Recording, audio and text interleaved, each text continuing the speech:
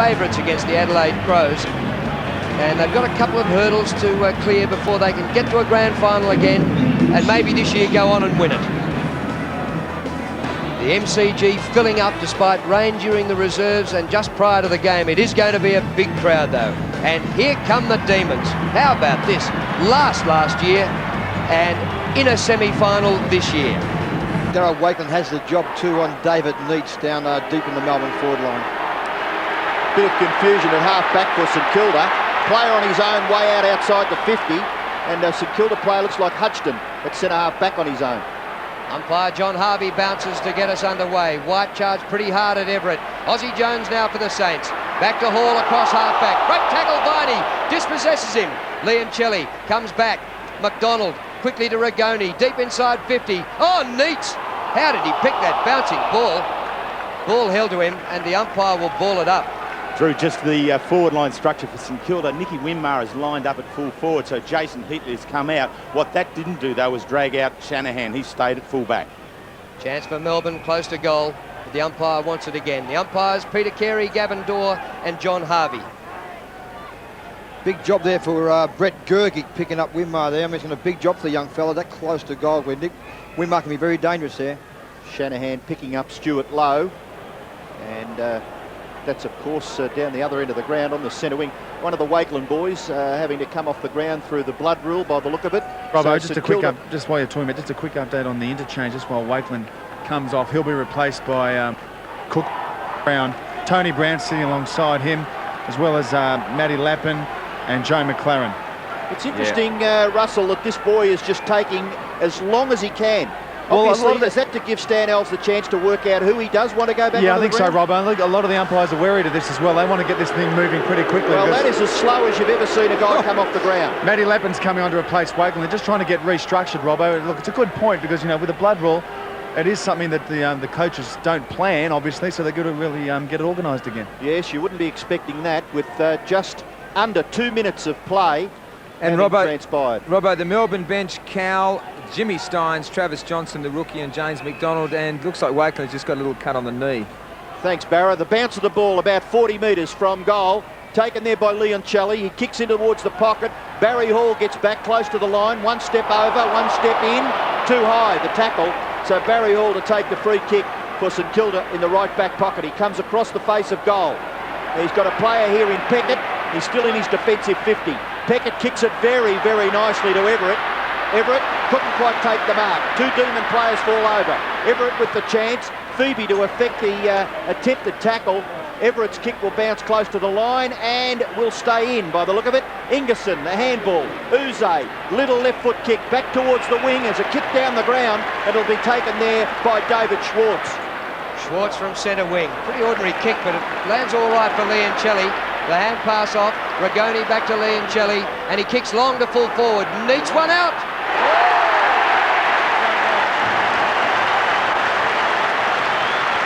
Well, there's no doubt about his marking strength. Just over the last month, he has really started to dominate in the air. The one thing I like about David Neitz is when he attacks the ball, he attacks it pretty hard, and even if he doesn't actually mark it, he's going to spill the ball to ground level, and we've seen how Melbourne take advantage of that with Farmer. But on this occasion, it was very strong hands. So David Neitz, who in the last 3 weeks has kicked 3 goals, 5 and 6 for the opening goal of the game. Oh, a poster from only 20 metres out. Morph, just a quick wind report. Melbourne do have the favour of a reasonably strong breeze, probably maybe 2 to 3 goals, but as we know at the G, it does swirl around, but definite advantage for them. Maybe a bit of nerves there for David Neitz, missing from about 30 metres out. Not much of an angle. The kick in. Chance here for Schwartz. He breaks the tackle. Left foot kick will land close to half forward, but it's well marked there by Peckett. Peckett missing from the St Kilda lineup last week against the Swans through a bit of illness. Kicks it out wide, out towards the wing. Everett there for St Kilda, and the ball trundles over for a boundary throw-in. And Robbo, it appears now that Guy Rigoni has the job on Robert Harvey, so looks like he's been told by Neil Danaher to play very, very tight and very close. Not a bad day. I think we're perhaps expecting a little bit of rain. Rain did fall during the reserves game, but a humid, probably more a nice quiet day here in Melbourne. Harvey's hand pass, not too bad in the finish. Burke gathers, close to the boundary line. A rather ordinary kick, so nerves quite evident here early in the game. Uze down to the ground, and he made it look very, very obvious. The umpire picking that up will give the free kick to Adam Uze at half-back for the Demons. We have a look here, just the tackle a little high there by David Sirakowski. Yeah, just makes the most of it, but when you're in there, you need to be able to settle it down. So if you can pick up a free kick that way, well, fair enough at this stage of the game. At the back, gathered by Woden, handball to Schwartz. Schwartz further on field, this ball must bounce, it does beautifully for Phoebe. Stephen Phoebe's shot for goal, well marked by Farmer. Pickett was there, but there was nothing much he could do, and Farmer has marked, you can see the angle that is confronting Jeff Farmer, the chance for Melbourne's first goal. I think once again then, Wills, that's the advantage of playing in front if you are a 4 there. No doubt Jeff Farmer got in front. His body work too on Pickett was very good. He pushed back and made Pickett go backwards there, so it's good play by Jeff Farmer. Going for his 43rd goal for the year. And he has kicked the goal. No, he hasn't. He hasn't. By gee whiz. Jeff Farmer are behind, Neats are behind. Demons 2 points, St Kilda yet to score. Well, Peter McKenna. Yes, Drew, I don't think 25-metre shots for goal on the MCG when it's blustery like this, none of them are easy. There's no gimmies in this game. Max Hudson marks the kick in. But boy, Neats and Farmer had a great opportunity to give the Demons a great start. Hudson's kick is poor, misses Peckett, and the ball's out of bounds. It's in the forward pocket for Melbourne. Just a quick comment at ground level, because they are very nervous, the ball's got a bit of moisture on it. It's very obviously slippery, straight up the middle. What do you think, Dougie? Yeah, no doubt about that, Russ. Absolutely spot on. Hudson back to Burke. Close to the boundary line. Brown is there. Uze outmarks him. Centering ball to centre half forward, Jeff White. Yeah, Melbourne have really started off well. This is the 5th time they've been inside 50 already. St Kilda haven't reached that their end of the ground just yet. Tony Brown comes off, Wakeland comes back on, but this is where Jeff White is very, very dangerous, in that he works that centre corridor between centre half forward and centre half back, and he provides that little kick option all the time. No one's taken more uncontested marks as a big man in the competition this year than Jeff White. Well, he kicked a goal from outside 50 last week against Adelaide, and this one is just away to the right. So the Demons have had 3 shots at goal after 3 marks, but haven't managed a goal. Very costly miss, Drew, here, these guys by the Melbourne side. They need to kick a goal. Brown off the ground too there, we saw on the bench. Peckett has marked the kick in. Robertson minding that mark. Peckett goes outside the defensive 50, gets the ball close to centre wing. Brilliantly gathered by Harvey. Customary play there by Robert Harvey. He's kicked towards half forward, gathered by Seacamp. The handball pretty well ineffective. Todd Viney dispossessed there by Ozzie Jones. Forces a boundary throw in left half forward for the Saints. Robbo, just watching that piece of play there, was I think Nicky Winmar really is well out of it at full forward. He needs to be up and about around half forward, because when St Kilda do win, he's one of the players who's doing well across half forward. St Kilda a very impressive record. They've won their last 3 matches against Melbourne by an average of 74 points. Stephen Phoebe, he's been a terrific player. Robertson, just a little fumble again. Woden is in underneath there, and the umpire will call for a bounce. Umpire Gavin Dorr officiating in that part of the ground at this stage. Big crowd, terrific crowd here at the MCG. First semi-final. Loser bows out. Winner goes on to play North Melbourne next Friday night. Just outside 54 Melbourne, Schwartz gets rid of his opponent in Everett. Controls the football pretty well. Uze to Farmer, tackled by Peckett. Young not able to really control the footy. Tried to get it to Harvey. Woden. Farmer on Wakeland was a good tackle. They're ferocious, the Demons. In goes a chance now for Rigoni. Rigoni's left foot snap is across the face out of bounds on the full. Free kick for St Kilda to be taken in their left back pocket by Wakeland. Farmer's been impressive early. His mark against Peckett, as Doug said, nice and tight in front, and then laying that tackle just then in the forward line. Neil Danaher would be very pleased with the forward pocket start to the game. Well, Wakeland's kick in up the centre corridor, which could be dangerous if Melbourne get hold of the footy. Down goes Andrew Thompson. His hand pass is blocked. It gets inside the 50. Matthew Phoebe caught by Mitchell. Play on, says the umpire. And this will be a ball up on the 50. Great intensity on the ground level here, more sensational stuff. The tackling's is great. The boys have got no fear. It's just a fantastic final so far.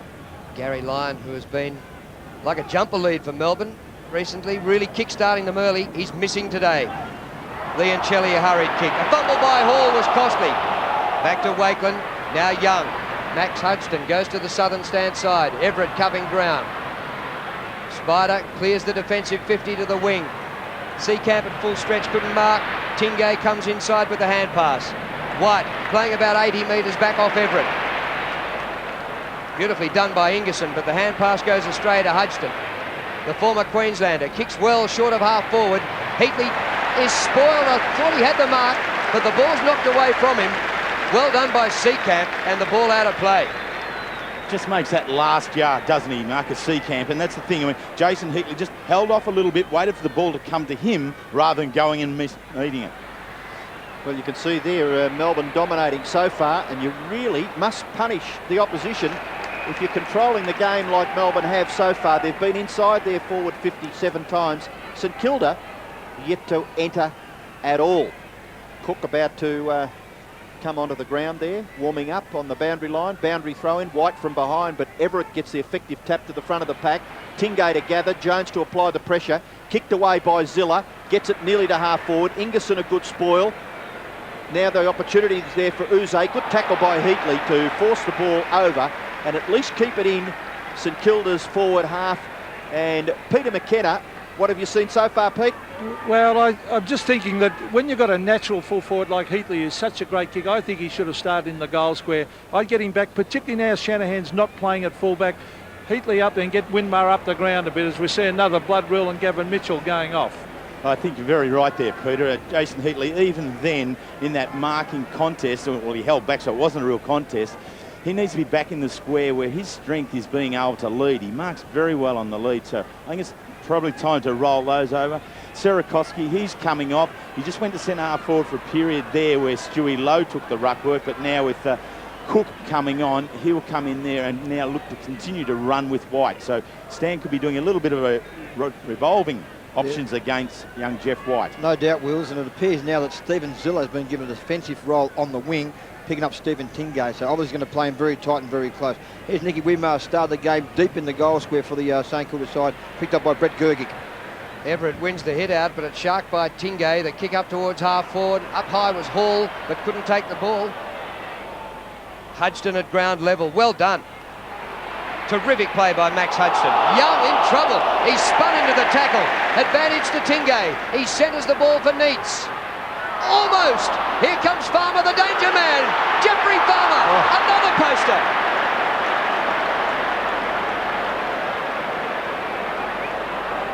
Four behinds for Melbourne, including two posters. There'll be a big cheer if they can get a goal as we have a look here at Jeffrey Farmer roving the pack again. Read it a little bit better maybe than Peckett. Yeah, no doubt about that, Robbo. And Brett Cook's just come on the ground and he's paying very, very close attention to young Jeffrey White. He's letting him know he's on the ground. Kick in by Shane Wakeland. Young, wide to Hall. Oh, in trouble there was Zilla. In goes Hudson to help out. Young, his kick. Lands close to the wing. Thompson and Stephen Phoebe. Gathered by Schwartz. He's handling that ball very nicely. Ingerson in towards the centre. Mark taken here by Leoncelli. Looks to play on. Well tackled. Ball still free. One well done by Tony Brown. Harvey missing it there with Schwartz. To help out is White. Gee, that ball is awkward. It's a hot footy. Leoncelli again. Down he goes, but Neitz is marked anyway. It was a kick down the ground, but emphatically gathered by David Neitz, 30 metres out, and a very, very slight angle, a bit of a dust up at centre half back, and Barry Hall being spoken to by the umpire. Well, you just don't need this in finals football, do you? The ball clearly on down the ground, and you can see as Barry Hall turned then, that displayed what his original intention was. It was just to take the body of their player. Free kick down the field, the right decision. Swirling breeze at the MCG. David Neitz going for Melbourne's first goal. Kicks for goal. And I think he's missed that too. Oh, gee whiz. So two behinds to Neitz, two behinds to Farmer, one to Jeff White. And that's right, The Demons have kicked 5 behind, St Kilda yet to score. There's Barry Hall once again here. I was very, very impressed with Barry Hall last week against Sydney. I thought he was brilliant down at centre back, even though his stats weren't very high, but he played a very disciplined role down at centre back. But that occasion then was very, very silly by the big fella. Oh, Hall goes short. Tingay almost sharked it. Comes back to Young. A mighty kick. He's kicked it 65, 70 metres, and Heatley takes the mark. Working off Seacamp. Too far out to score. Nicky Winmar breaks from full forward. Heatley goes for distance, and they run onto it. Lowe is there. Oh, what a ball! Almost. Yes, paid. Right in front. Jason Daniels, it looks like, Drew. St Kilda have been there once, and they'll have a shot for goal from right in front. It doesn't seem fair. Melbourne are 5 behind. Well, this is good work from Daniels. Has got the job on Viney, so there's a lot of work being done in the midfield. He then takes Viney on and runs hard in front of the contest here. St Kilda had clear possession on the outer side, so it was a well-judged move from him. Lowe's doing a similar thing from the other side. Whether St Kilda fans would prefer Jason Dunstall of market or Stewie Lowe, we'll find out now. Amazing. Very, mark by very Jack generous, Daniels. wasn't he, the umpire there? I reckon it's a mark. Oh. Right in front. And don't tell me, he's missed it. Well, you're right, it wasn't Jason Dunstall. No, it certainly wasn't there, Drew. And I'll tell you what, I think Peter McKenna hit it on the head before. He just said it's very, very windy out there. And even though you're only 20 metres out, we expect guys to kick those guys at this level. But I'll tell you, he's bad kicking. When it comes to kicking, the only thing in common with Jason Dunstall he has is his initials. Well, Barry Hall has been taken from the ground due to his indiscretion a few moments ago. Uze, well done, sets it up for Robertson. Robertson to the front of the goals, good kick. Back goes Neitz. Good race here between he and Daryl Wakelin. Neitz still there, Young. Now Daryl Wakelin again, left-hand hand pass. Out wide for Everett.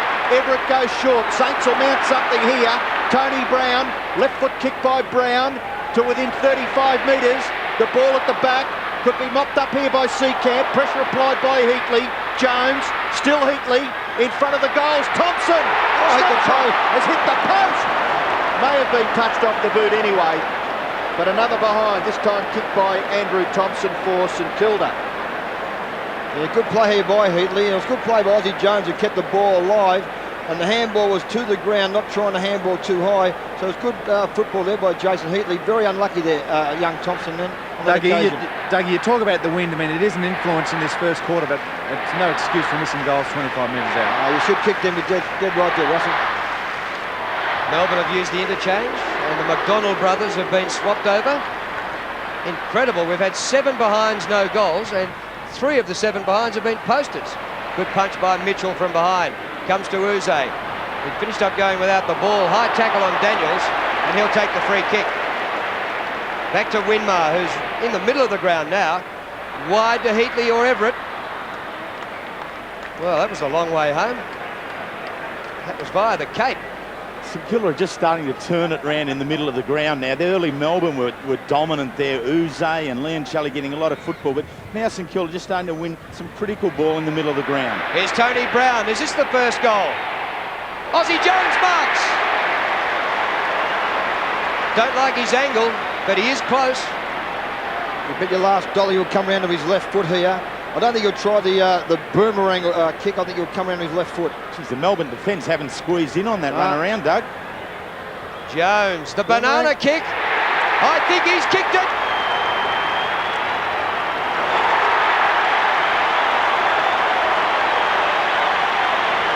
It's taken 18.5 minutes, but we've finally got a goal.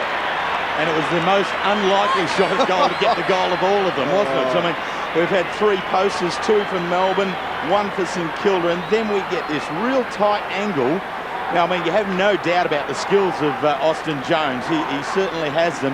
Out he goes with the 1-2 step kick, drags it back around. Something special there from Austin. 7 behinds, kicked before Ozzie Jones gets the first goal of the game. And the 7 shots at goal were all possible goals for either side. The bounce back in the centre. White, up high was Cook. Jason Daniels to run onto it. Winmar tried to make it for himself. A little bit unfortunate there, Nicky Winmar coming off the wing.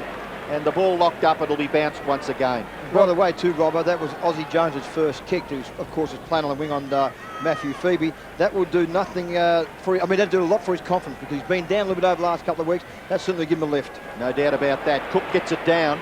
Kick smothered. Viney, he's finding it difficult to shrug that tag of Jason Daniels. Tingay, Zilla gets it to Daniels. Daniels again towards half forward. Heatley tries to tap it to the advantage of Harvey. Succeeds. Harvey to Everett. Too high. The kick carrying into the pocket. Jones again. Looks to give the hand pass off. Then the short pass. Oh, Zilla nearly took the specky. Gathered here by Uze. Off the left boot. Kicks it back towards the wing. Young knocks it forward. Outnumbered out there is McDonald. Gathered now. This is Phoebe. Matthew Phoebe's kick towards Schwartz. Knocked away by Hutchton. Close to the line. Young, handball to Winmar, nearly run down. Winmar gets the kick away. It's a kick down the ground as rain falls here at the cricket ground. And the free kick, well, it's going back maybe to Winmar. No, it's going down the ground. No, it's gone back to Winmar, and a 50-metre penalty is being applied by umpire John Harvey. I didn't see what the indiscretion was.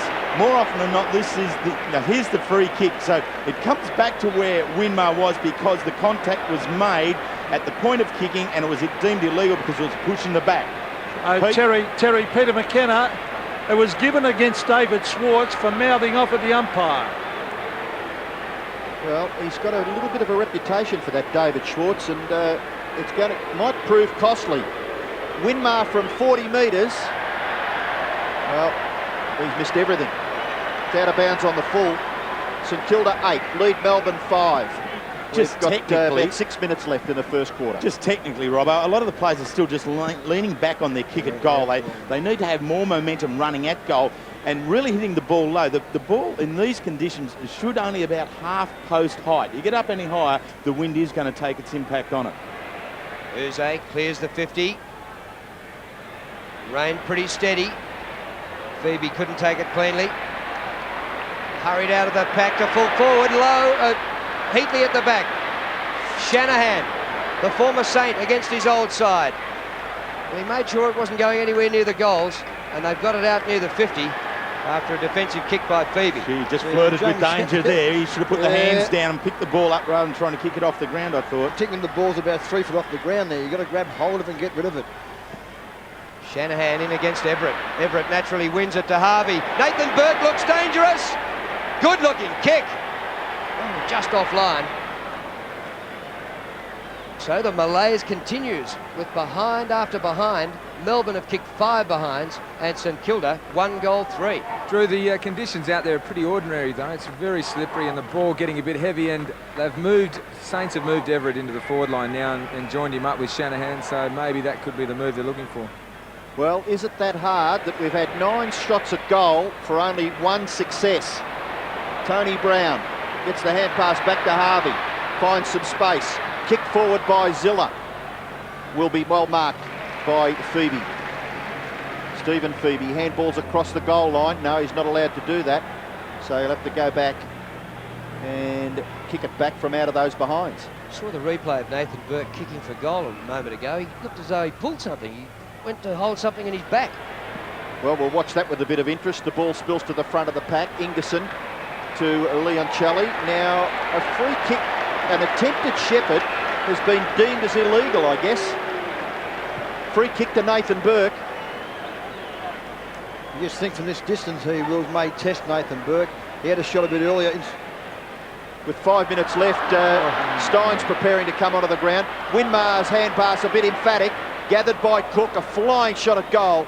Very wide, out of bounds on the full. So what they tried to work there was exactly as you called it, Doug. Nathan Burke deemed it was outside his distance, so tried just to give it off to someone who perhaps could have kicked the goal. Yeah. Went for Nicky and just made a meal of it. I think Nicky may have had the spent wheels before he got hold of the footy, and as I think it was Russell or Adrian Barrich on the boundary said, the ball's getting very slippery now, and that just showed you when Winmar dropped that ball, because he's got great ball handling qualities. Stephen Phoebe frustrated with the umpire here. Umpire Carey making him come back over the mark for the 2nd time in a minute. And he has to kick towards the broadcast side. Outside the 50, White is there. Ingerson couldn't take the mark. Leoncelli across to Jeff White. He's kicked to the centre of the ground. Tingay waited a little bit. Taken by Seacamp. Open forward line. Neats on the lead. Well, it could have been a push against Daryl Wakeland. It Has is. to be. Yeah. What do you think happened there? Maybe the umpire in the area waited for the umpire in the middle of the ground to perhaps give this as an infringement? Well, I thought the umpire was in a great spot there, Robbo. I thought it was certainly his decision, not the umpire in the middle of the ground. But it took a long while to come, didn't it? Dougie was the second one. I think when Wakeland fell onto Neitz' back with his leg, I think that was the one that did it. And 50 metres now for Neitz. So the Demons surely will get their first goal. I can tell you what, both coaches' boxes will be just pulling their hair out. I mean, all the work you do to prepare the sides, and there's just too much undisciplined play, the 2 50-metre penalties, direct shots at goal, too much letting down. Melbourne in front. There are too many errors by too many players, particularly when conditions are only going to get worse. The ball's going to get slipperier. So in the best part of the game, we've had too many players that let themselves and their team down. Now here's, as Russell Morris mentions, it's his second free kick, but the little knee drop there from Darryl, that the free kick goes. Boys, Jeff well, Jimmy Steins. Steins just come onto the ground now, and Jeff White's off the ground. Yeah, Brett Cook really worked over White, and he's gone off. So Stan Alves in the coach's box. Barry, you've got something for us? Just backing up Dougie there. Steinsy on into the ruck. Cook really worked over White, and he's come off. Well, I think we've come to expect that Jeff White does have a spell at the end of each quarter. Nearly a good interception there by Leoncelli. Mitchell. Young McDonald, the aggressor there, he went in hard. Robert Harvey trying to clear the pack. The umpire will bounce once again. 4 minutes left in the first term. White having a spell close to quarter time. The first semi-final. And we see Neitz and Wakeland, the interesting statistics there. The ball gathered here by Phoebe, not able to get the hand pass away. Zilla did to Burke. Burke quickly squeezes the kick towards half forward. Awkward bouncing ball. Gergic leading Winmar. In goes Uze to help out. Brown, good tackle, forces a boundary throw in. You do see a lot of one umpire looking at the other. Maybe just a little bit of indecision by one as to whether the free kick should be given. But on this occasion, both agree that it should be a boundary throw in. At the back, Cook got it down in the Burke area. Oh, beautifully gathered here by Uze. Just ran into a bit of strife in the way of Gavin Mitchell. I think there might have been a little trip in there. Umpire calls for a bounce. He's getting a lot of football. There's 9 disposals to Adam Uze. I mean, it's a little bit tight and slippery underfoot for him here now, which has pulled back his quality use of work here. There's the trip there. Down he goes a long time after the contact. Jimmy Steins along the boundary line, through the interchange gate and out of bounds on centre wing. What a hero for the Melbourne fans. Recruited from Ireland, won a Brownlow medal, and 4 times has won the club's best and fairest. An unbelievable story. Thompson comes down to Steve Phoebe. His kick is beautiful to centre half forward. Everett got back but couldn't take the mark. Neitz is giving Daryl Wakeland all sorts of trouble. Zilla's hand pass back to Peckett. Towards the wing, look at Tony Brown. 30 metres in the clear, or 50. Kick by Brown. Winmar from the goal square. Couldn't take the mark. Gergic, inside he comes to Seacamp. And Melbourne's defence with the job to clear. Guy Rigoni, in his first season, remarkable. Picked at number 77 in the draft. It sits up well for young James McDonald. He gains about 40 metres. Ozzie Jones gets back. Round the corner he goes. Lappin, he came off the bench. It was a bit crude by Woden. Free kick to St Kilda. I tell you what, Jason Daniels is doing a super job on Todd Viney. He is the man in the engine room for the Melbourne side. It certainly has been great over this year so far. So far in the game, Todd Viney's yet to have a touch, and Jason Daniels had 4 touches. Done a great job. Andrew Thompson takes the free kick. Played for Victoria this year. And the punch by Shanahan away from Stewie Lowe. Stewie's got a lift. He hasn't kicked a goal in the last 3 rounds. Hasn't really affected the statistician yet either. Not yet at all. You know, it's so important for him to get up and going. Knocked down. Mitchell got it across to Burke. Another shot for goal by Nathan Burke. It's a floater. May have been just touched off the boot. And it will be thrown in about 20 metres around from St Kilda's. I'll tell you what, Robbo, Wills, I think Drew Free got kick ahead here, before. Duck. Sorry, Burke To Winmar. Free kick here to Winmar, but Burke once again, after he's kicked the football, he's grabbed his hip again. There's no doubt he's got a hip problem there. Well, against Oh, Ingerson, soft. that's pretty ordinary, That's isn't it? soft, Rob, isn't Gee whiz, in a tough game. What are we coming to if that's a free kick? It's a contact Hey, but it is sport. a free kick because he did it. That's simple as that. Well, you'd be technical and give 100 of them throughout the day, and he's got his just desserts. Out of bounds in the opposite pocket. Free kick to Melbourne, close to quarter time. Yeah, it's Nicky Winmar twice now out in the full from shots that a bloke of his quality should kick those goals. That was a soft free kick, Robbo. Just, you don't mind That's a if it joke. happens all day long. If that sort of Yes. thing continues by the umpires. That's soft. 11 plays 9, close to quarter time. Shanahan with the ball in the left back pocket for the Demons. Gets a good kick out too, outside the defensive 50, gathered by Mitchell. He's had a couple of important possessions. Thompson was pretty good. In goes Lappin, chopped off by Tingay. Got the hand pass away, close to the line. Ziller again, we've become accustomed to watching that man have a bit of a dip at it. He's going to get a free kick. Well, we believe that was Nicky Winmar having a bit of a go at Anthony Ingerson, and Ingerson was penalised for retaliating. The kick in towards centre-half forward for the Saints. The ball is gathered here by Matthew Phoebe. Gives away a lot of meterage back to his brother. And ball will be gathered here by Jones. Watch this. Aussie Jones, lovely hand pass Lappin, and Lappin kicks St Kilda's second goal.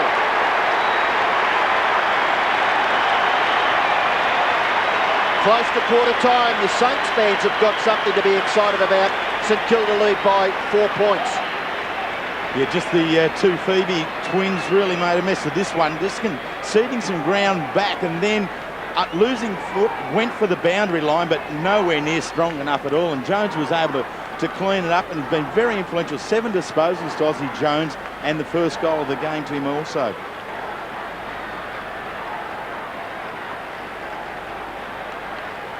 Another change in the lead. The Saints now up by 4 points in the last minute of the first quarter. Mitchell went without it, but regathers. Brown, back to Harvey. The Brownlow medalist goes wide to Burke. Nathan Burke's had a lot of it. He'll be putting that pulled muscle to the test if he keeps getting kicks. Lappin from the boundary line, centres the ball. Oh, well played Ingerson, who's been sensational at centre-half back all season. To the midfield, Jules have really spun around. Halfway through the quarter, we were saying that Melbourne were really in control. Now Melbourne St Kilda have come back, and actually their key players in the middle of the ground starting to get more possessions than St Kilda and Melbourne. Stuart Lowe hasn't bothered the statisticians as yet. Gergic up towards half forward on the chest of his skipper Viney. First kick coming up. Viney's kick to half forward. Tingay leaps. Oh, well done Aussie Jones. Tingay, the second effort, brilliant. Young, and the siren beats them as Melbourne were threatening.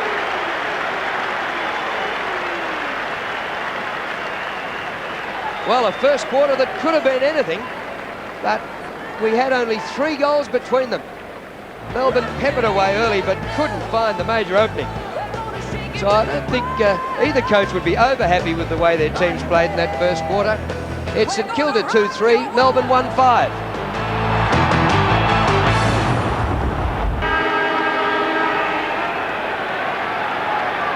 Start of the second quarter at the MCG. Very light drizzle falling at the moment. White back on to start. Everett made it a contest. Rigoni a good tackle on Burke. Rigoni follows up, but on the chest of Aussie Jones. Forward to Harvey. Harvey's kick inside, centre half forward, Low caught behind, couldn't take the mark.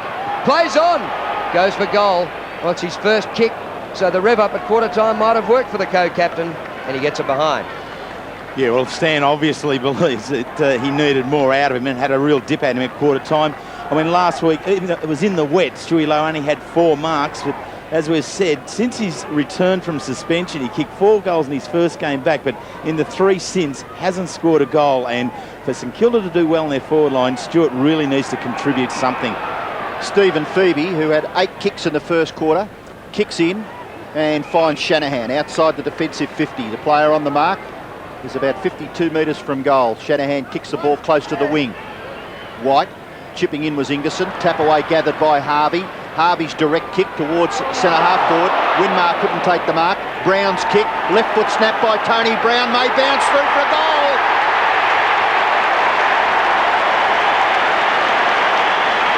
Tony Brown gets the first goal of the second term. St Kilda's third. They lead by 11 points. Yeah, good play there by big Brett Cook on that occasion. Made a contest here against Anthony Ingerson by punching the ball. Quick play by Harvey. I mean, that's the brand about Harvey. He get the ball to his foot very, very quickly. And of course, Winmar making a contest, and the snap was Brown was very, very good. That's the goal the Saints certainly wanted.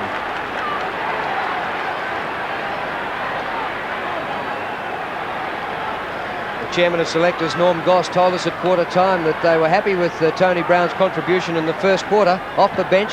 He's had 6 possessions and now a goal. Viney delayed the hand pass, did well to find White.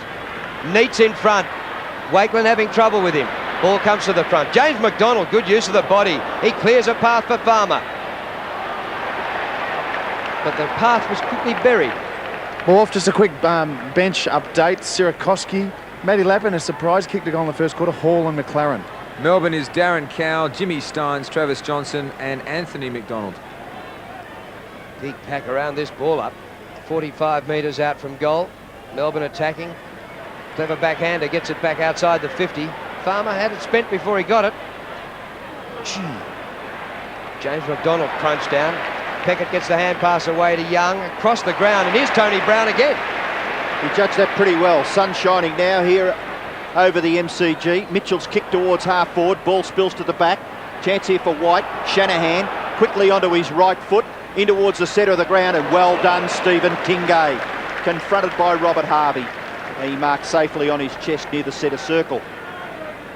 Tingay, an important player for Melbourne this year. Short kick. It's been marked by Leon Chelly. Leon Chelly can go short as well. Mark is taken here by McDonald. McDonald's left foot kick into the pocket. And back goes Matthew Phoebe. He's marked within scoring distance. It'll take a good kick to convert. Matthew Phoebe for Melbourne has kicked just 6 goals this year. Along with his brother, the short kick has been marked by Farmer. Justin Peckett. Better mark this mark pretty keenly, otherwise he'll whip round you. 42 goals for the year so far, Jeffrey Farmer. I don't think he'll try and step him, Wills, here. I think he'll have the direct shot at goals here. Yeah, the conditions, I mean, underfoot, a little slippery now, Yeah. and it will be flirting with danger. And Nathan Burke's got himself in the right position just off the mark to guard that anyway. Well, important for Melbourne to get a goal. They've kicked 1 out of 6 shots. That goes across the face and scores a behind. 3 behinds to Jeffrey Farmer. So he, along with Melbourne, badly need to convert their next opportunity. David Sierakowski warming the bench with Barry Hall, a kick in, taken by Young. Matthew Young's been good for the Saints. Phoebe puts on the pressure and wins the football. Gets it back from Woden. Kicked by Phoebe deep inside 50. Chance for the Demons at ground level. Neats goes off the ground. Ball out of bounds in the forward pocket. More off, just a quick comment. I just wondering what Dougie thinks about Melbourne, who traditionally in the last few weeks had a really good start, but now they've kicked points. St Kilda in front. It's got to suit the Saints. Yeah, no doubt, Russell. They may need to regroup here maybe and get the goal to answer the goal kick by the Saints, of course, through Brown. Saints have won 1 out of their 3 games at the MCG this year. When they met Melbourne in round 13 earlier on, well, the Demons weren't going that flash at this stage, and St Kilda whipped them by 85 points. Demons have come in as favourites, but it's worth remembering that. A soccer off the ground out of the pack, through for a minor score. Another stat here. There's Barry Stoneham, of course, the Geelong captain up there, had a shocking run of injuries over the last couple of years. Melbourne are yet to have a handball inside their 50 line, in their forward 50. Well, St Kilda have shut them down so far. Wakeland's long kick well outside his defensive 50 area. Everett tries to provide a contest, just maybe to lock the ball in. Stephen Phoebe over the top of Thompson. Gets the ball clear to White. White with his right foot. Kicks it high in the direction of Neats. Good punch away there by Shane Wakeland. Oh, well done by Woden. Neats again, a bad fumble. Nathan Burke, well done. Good, strong play. Young drops the mark. Uze can't get past, gets the hand pass away. Rigoni's little left foot kick, gathered by Robertson. No, he missed it. Hodgson Held didn't have the football. And Robertson, a despondent looking. Russell Robertson looked to play on. The Demons are right onto it, and they've locked it up in their forward 50. Robbo, they're all trying to play dry weather footy. The ball is as slippery as a pig, so really they've got to adjust. It's the team that can adjust to the conditions first will prevail. Well, Shane Woden is injured too and will be coming off for Darren Cowell. Heard he's back in that tackle just before that courageous effort by him. So the bounce inside the Demons forward 50. Kick for goal by Rigoni is offline and scores another behind. 1 goal, 8. Bad scoreline for Melbourne. Their confidence sapping slowly as Cowell comes onto the ground for Melbourne. Well, Woden's effort was great. He tapped the ball forward to Neitz, but was crunched right in the middle of the back. Peter McKenna. Yes, the two centre forwards, Drew, having a tough time of it. Stuart Lowe at one end and David Schwartz at the other, because Hudson and Shanahan are two very close checking players, and I wouldn't envy those players trying to get a kick on those two. Everett just inside the boundary line, marks it right half back for the Saints. St Kilda 3-4, Melbourne 1 goal, 8 to half forward Winmar. Gee, it's a good mark. Slippery as a pig, eh, Russ? It's a good kick too. Great kick to the goal square, Ozzie Jones!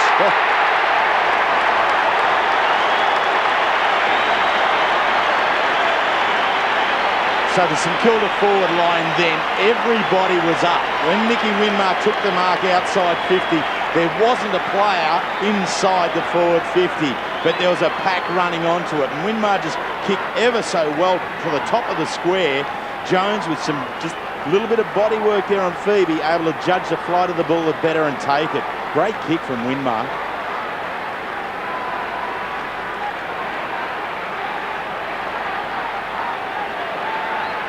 Winmar setting it up for Ozzie Jones, who's having some sort of a game. Aussie's had 9 possessions and kicked 2 of the Saints' 4 goals. Melbourne still languishing on 1 goal, 8. St Kilda knock it forward to left half forward. Thompson and Stephen Phoebe. The ball spills now. This is Cook. Cook for St Kilda. Kicks them to within scoring range once again. Punched away there by Gergic. Brown onto it. Handball. Gergic gets back right on the goal line. Brent Gergic kicks towards the members' side here at the cricket ground. The race is on now. Everett and Ingerson. Everett leaves it behind. Ingerson's handball. Sets it up for Tingay. Tingay's little left foot kick. White's got a bit of space. Can gather. Tries to get back.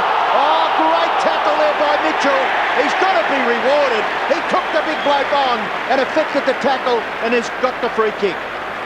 Gavin Mitchell, I mean, he's the number 2 tackler for St Kilda. You can see why here. He just powers in at White, wrapping him up very, very tightly. They were Fremantle teammates last year. What a tackle. Little bloke on a big bloke. Shanahan from half-back gets it to Leon Challey. Neitz on the 50. Melbourne desperately need a goal. Wide to Farmer. He's 35 out. Kick it. He's got it at last.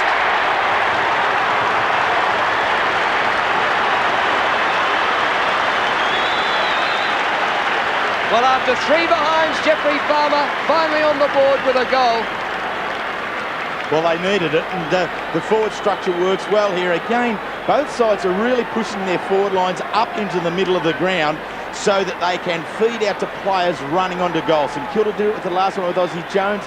Now Neitz finds Farmer running onto goal. If you can get the ball to a player in that position, he's nice and straight over the ball. More often he's going to kick it. Jeff gets his first. Well, he's only had 4 kicks, and I'm sure he must have been wondering before that. Big punch by White. Excitement machine, Jeff White. Gathered by Zilla. Left foot kick across the half-back line. Will bounce awkwardly. Johnson's on the ground. Matthew Phoebe gather. Handball away from Ozzie Jones. And was that deemed as deliberate? No, it'll be a throw-in. The way the crowd roared when Jeff White won that hit out, I wonder if they ever roared that loudly when Polly was doing it. There's no doubt about that. I think that everybody loves to see the big ruckman at the centre bounce get the effective knockout. We saw a replay there of David Schwartz and his opponent off the ball. 28 plays 20, St Kilda lead. The Phoebe and Jones contest is enthralling stuff. Ozzie Jones has kicked 2 goals. Certainly an impact player for the Saints so far. Gathered by Cook, he's done pretty well. Johnson off the ground, goes down the line, only gathers about 8 or 10 metres for his side and forces another boundary throw in. The intensity's really lifted down here. You can really feel this game going. And news on Woe Woden, he is okay, just a cork in his gluteus maximus.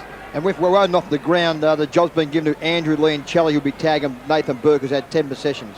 Ozzie Jones gets another kick out of the air, but Stephen Phoebe takes the mark. 8 points the margin, Saints in front. But Melbourne have had 10 scoring shots to 8. Kick by Phoebe. Neitz gets it to the front. It comes to Rigoni, who kicks back into the pack. Low out of it so far. Young, close to the line, and the ball out of bounds. Their playmaker in the middle of the ground, Todd Viney, being minded by Jason Daniels. 1 kick and 1 hand pass, Peter McKenna. Yeah, so Robbo, they're putting David Neitz up the ground round half forward and Jeffrey Farmer 1 out in the goal square. Probably trying to change their forward set up a little bit and get a bit of drive. Ball helped on by Burke. But Rigoni is back there for the D's. Good half volley pick up by Seacat. Just gets rid of it in time. Heatley in the middle of the ground. Brown's been good. Oh, Uze took one high, or so he tried to give us the impression. No whistle. Winmar, clever tap, but chopped off by Ingerson. Back in defence, Rigoni. Gergic. Oh, some sort of a hand pass. Umpire Carey reckons that's okay, throw it in. And is he not happy with that, young Brett Gergic? Low off the ground, Terry, and David Sirakowski is into the arena of play. I don't think Stan can mess around with Stewie Lowe any longer. Stewie needed a bit of a spell to get it up and going, but Gergic very lucky to get away with that deliberate. Well, you wonder, don't you, sometimes. I saw a young fella penalised the other Friday night. 1 in a whole game of footy. Well, this is Todd Viney getting his second kick. Little one, not bad either. Well marked here by Phoebe. Stephen Phoebe, left foot kick out wide. And Tingay, they're starting to get a bit of it. The boys that have been a big part of Melbourne's performances over the whole of 1998. Phoebe again in the middle of the ground. Schwartz will go for a big bomb. Doesn't get onto it. Farmer's on the end of it, though. He's marked just away from Justin Peckett. It looks like Stephen Tingay now has gone into the forward line, been followed by Stephen Siller. Of course, both players have been playing on the wing. And once again, that's the advantage of playing in front if you are a forward. I mean, the kick dropped short there by David Schwartz, who tried to kick the ball 60 metres. You must play in front. Farmer going for his second goal. He's got it.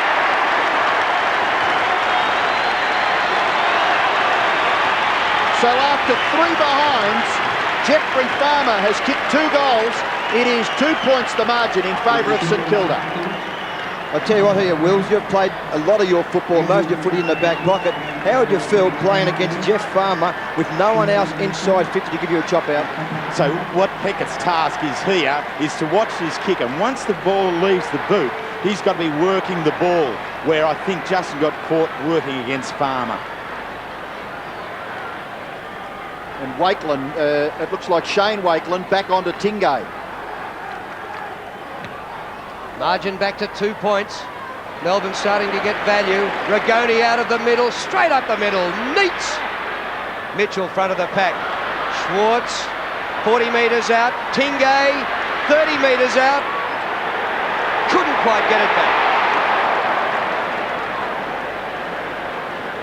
Hasn't Stephen Tingay reflected Melbourne's form in the second half of the season?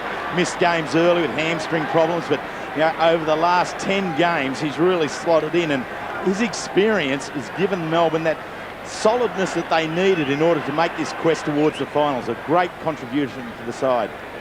Great kick-in has been marked by Burke. The kick-in being done there by Shane Wakeland, and Burke has the football. St Kilda lead by 1 point. Burke's kick into the middle of the ground, taken by Ozzie Jones. Looks to play on and does just that. Off the left boot. Rather ordinary kick, gathered by Cook. Handball away. Daniels, wider still. Little indecision there. I think it was meant for Jones. Didn't get enough on it. And it just trundles over for a throw-in. Cook has been good since he's been on the ground. And it's been a move. It's been a move by Stan Owls here. Stephen Ziller now has gone onto Jeff Farmer, and Peckett now has gone up the ground. So the move by Stan Owls. Melbourne working hard to barrel the ball forward. Leoncelli, kick to the 50. Schwartz caught underneath the ball with Hudson. Well done, David Schwartz. Neitz from the boundary line. Farmer, it's in the goal square. Free kick. Free kick to Farmer. Well, I'm very clear. You can't play the man in these situations where Jeff Farmer's involved. Once the ball has left the boot of the kicker, the defender really has to attack the ball. Steven Ziller didn't attack the ball there. His intention was to hold Jeff Farmer out of the contest, and he's lost. Well, the Demons had 3 goals in the first quarter last week from Farmer, and they blitzed the Crows. This now for 3 goals in 6 minutes in the second quarter.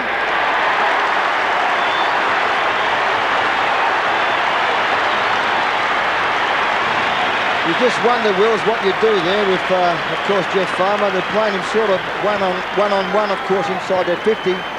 And here we are, here's the replay, Wills. You caught it spot on.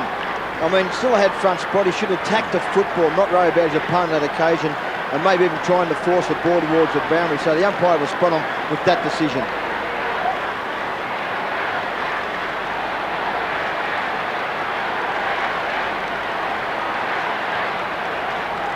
Heatley off the ground. So that's a bad sign for St Kilda.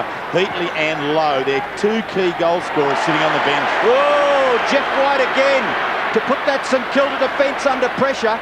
Young gathers to Hodgson, then to Peckett, in turn to Harvey.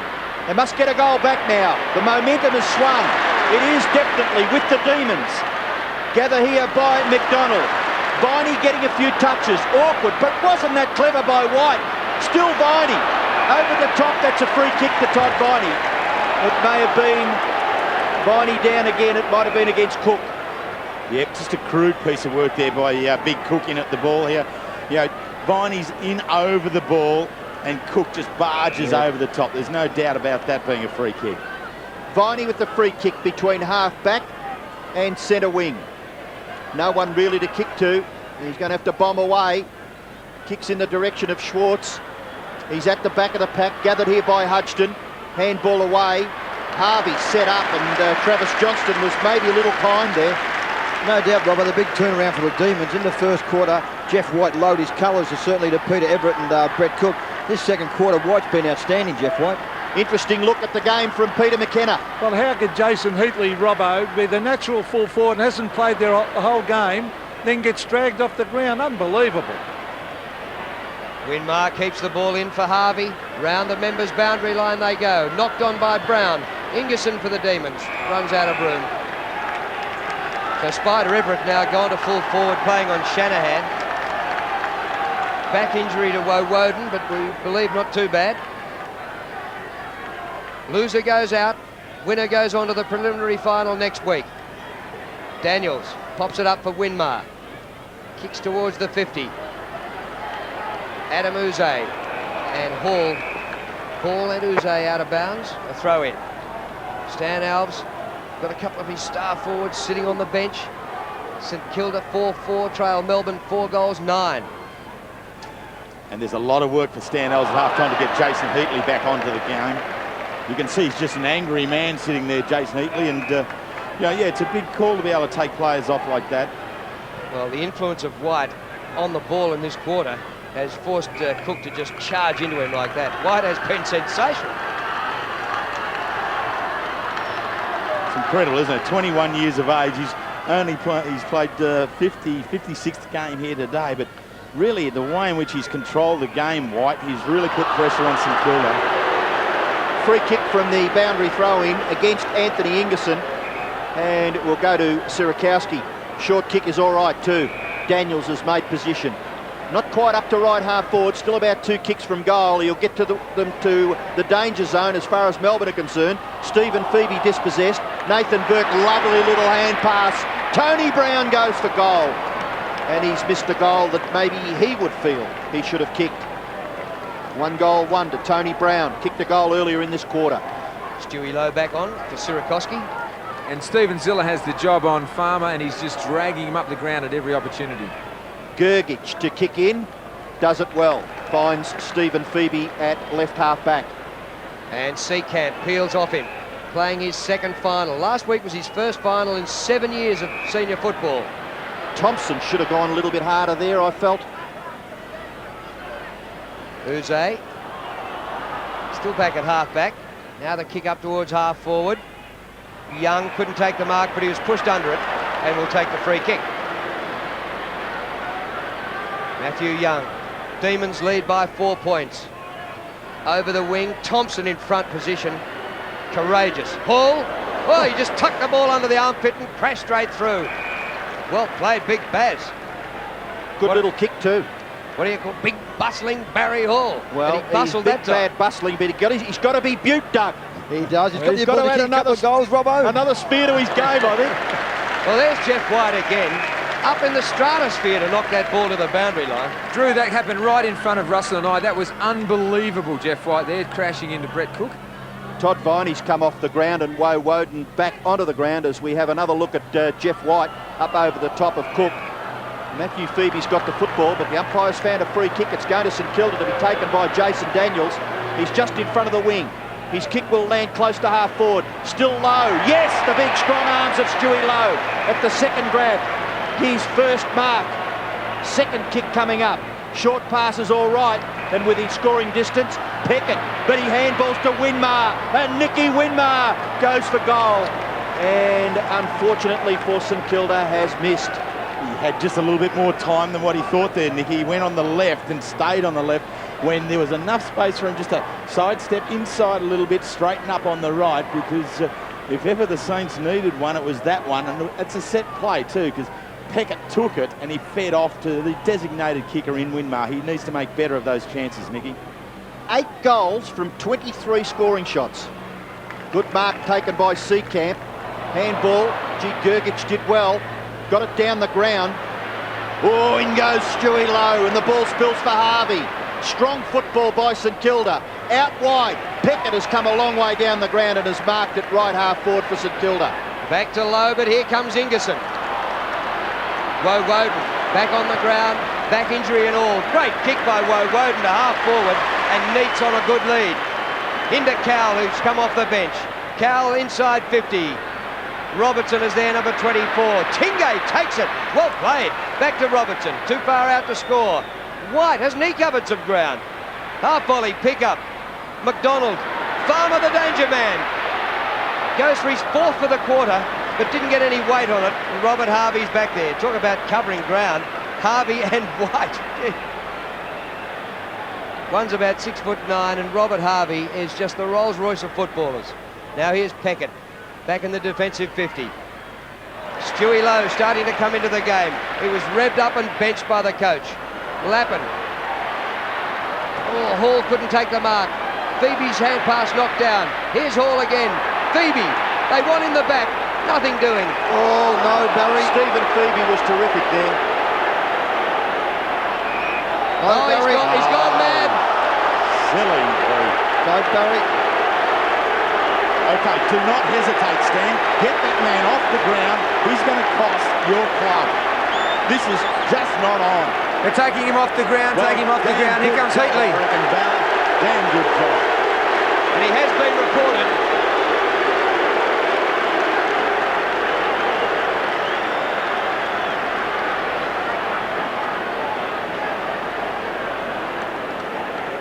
Well, he just got frustrated, didn't he? Only because Stephen Phoebe went back with the best second effort you've seen so far in the game. And just about 26 seconds of football madness by Barry Hall. And it's going to potentially cost 2 years of work. I mean, St Kilda turned it around last year. Here's their biggest game for 2 years, and they're getting let down. And a 50-metre penalty. The Demons could get a goal out of it. The ball out of bounds in the forward pocket. So Barry Hall reported and dragged Schwartz off the ground as well. You bet Wheels. I think with the St Kilda side have got a lot of frustrated players. We talk about Barry Hall on the bench, Jason Heatley, who was angry, Stewie Lowe can't get the footy. Schwartz has had 7 touches. Bit of a surprise. Out of the pack. Hurried kick. A high ball from Matthew Phoebe. And back in defence is Nathan Burke. He looks as though he's pulled a muscle, but he's still getting plenty of it. Coming up for his 12th disposal. Half-time just can't come quick enough for St Kilda. There's 3.5 minutes of play left. What they need to do now is just lock this last 3 minutes of play down. Don't let Melbourne get anything and just try and hold it as it is. White up high, try to push the ball back into the scoring zone for Melbourne. Eventually taken over there by Andrew Thompson for a boundary throw-in. Barry Hall, settle. Just amazing, Robbo. I gave him a good rap last week. I thought he was great at centre-half back, even though his stats, I said before, was certainly down. But there is a time and place to even up and get back someone. Well, fight the time. In today's football, That's normally in the Doug, car park, Doug, isn't it? those Or days down the are over. local. Yeah, Well, those days are over. there is just nowhere where you can square up now. Well, there hip are and shoulder, video Robbo. cameras. Yeah, I Yes, know. Fair and square, get them back. get the guy when the football's around. Yep. Rigoni dragged. Look at Tingay. Woden. Snapshot by Shane Woden. Has he scored? No, he hasn't. Goal umpire very emphatic there.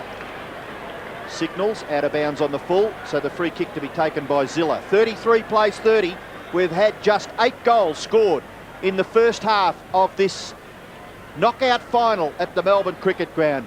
Been mentioned a few times that whoever loses this is out of it, and the winner will go on and play on Friday night against North Melbourne. Robbo, one thing we can't work out down here is Jeff White's dominating in the ruck. Everett's just languishing on Shanahan in the forward line, and Cook's getting belted. Big John Nichols, an interested onlooker. Taken there by Neitz, but a free kick in the back, according to the umpire. Just pushed out of the ruck contest was Daryl Wakeland. You'd wonder what Big Nick thought of that one, because that was a little bit soft too. He's going to come back for another kick.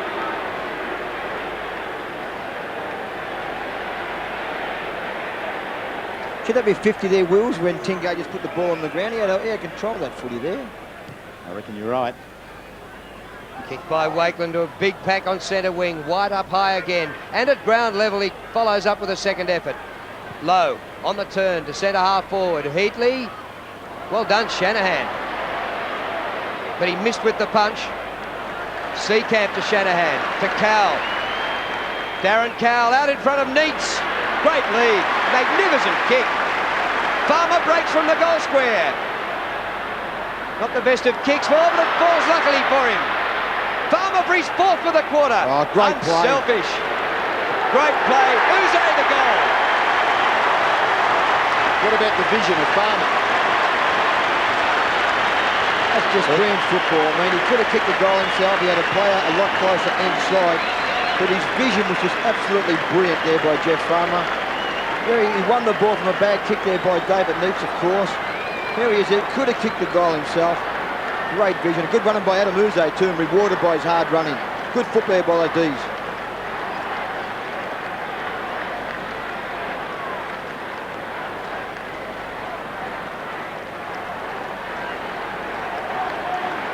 Uze kicks just his 28th career goal, but wasn't it an important kick in the context of this match? Jeffrey Farmer and Zilla's statistics. But just the thing with Uze, Robbo, like he's the designated player who Melbourne try and get free in the back so he can just run offensively forward. Great reward for that structure there with Farmer giving the handball off to him. Cowell important. His kick to Neitz was good. Farmer and Zilla over the top. Zilla looks anxiously at the umpire, who awards the all clear for a rush behind to the Demons. Yeah, both players' eyes on the ball. You're not going to call one for hanging onto there because they're both in amongst it there. So probably a good result in the end there for Stephen Zilla. Both guilty of jumper pulling. No doubt. Kick in there by Shane Wakeland. Oh, the leap by White was quite spectacular again. Stephen Phoebe back to the front of the goals. Out comes Neitz, couldn't take the mark. The spillage, Cowell is there. Gathered there by Zilla. He's dragged to the ground there by Robertson. It comes now to Lappin. Lappin for St Kilda. Out wide to the wing. Well done by Uze to get back and confront Tony Brown. Tingay back onto the right. Gives the hand pass. Melbourne go forward. A minute left. Woden's kick to the goal square. Farmer at the back. Where will the ball fall? Down to Wakeland. Wakeland for St Kilda. Just a little stagnant. Harvey tackled by Rigoni. Still Robert Harvey gets it out to Hudson. And St Kilda momentarily out of strike. Everett needed one touch there. They've lost it. Cowell, the hand pass. Matthew Phoebe, open shot for goal. Across the face. and a behind. Disappointing from where he was. More, Robbo called St Kilda out of strife. I don't really think that is the case. You can just tell the way they're kicking the footy, Robbo. They look under pressure. They've got a bit of time. They don't know what to do with it. And they've really got to do some soul searching in half time. Mention upstairs, because wrap it up and get back to basics. Well, stand out of his chair and ready to address his troops at half-time, which is just 30 seconds away. They're not out of it, the Saints. They trail by just 11 points, but on the play, the Demons are a mile in front. Matthew Phoebe, great mark. Yeah, and you're right there, Drew, and that's what St Kilda really got to reconstruct something at half-time. They're no way out of this ball game at all on the scoreboard. Well, it gets through. Tingay charges and goals!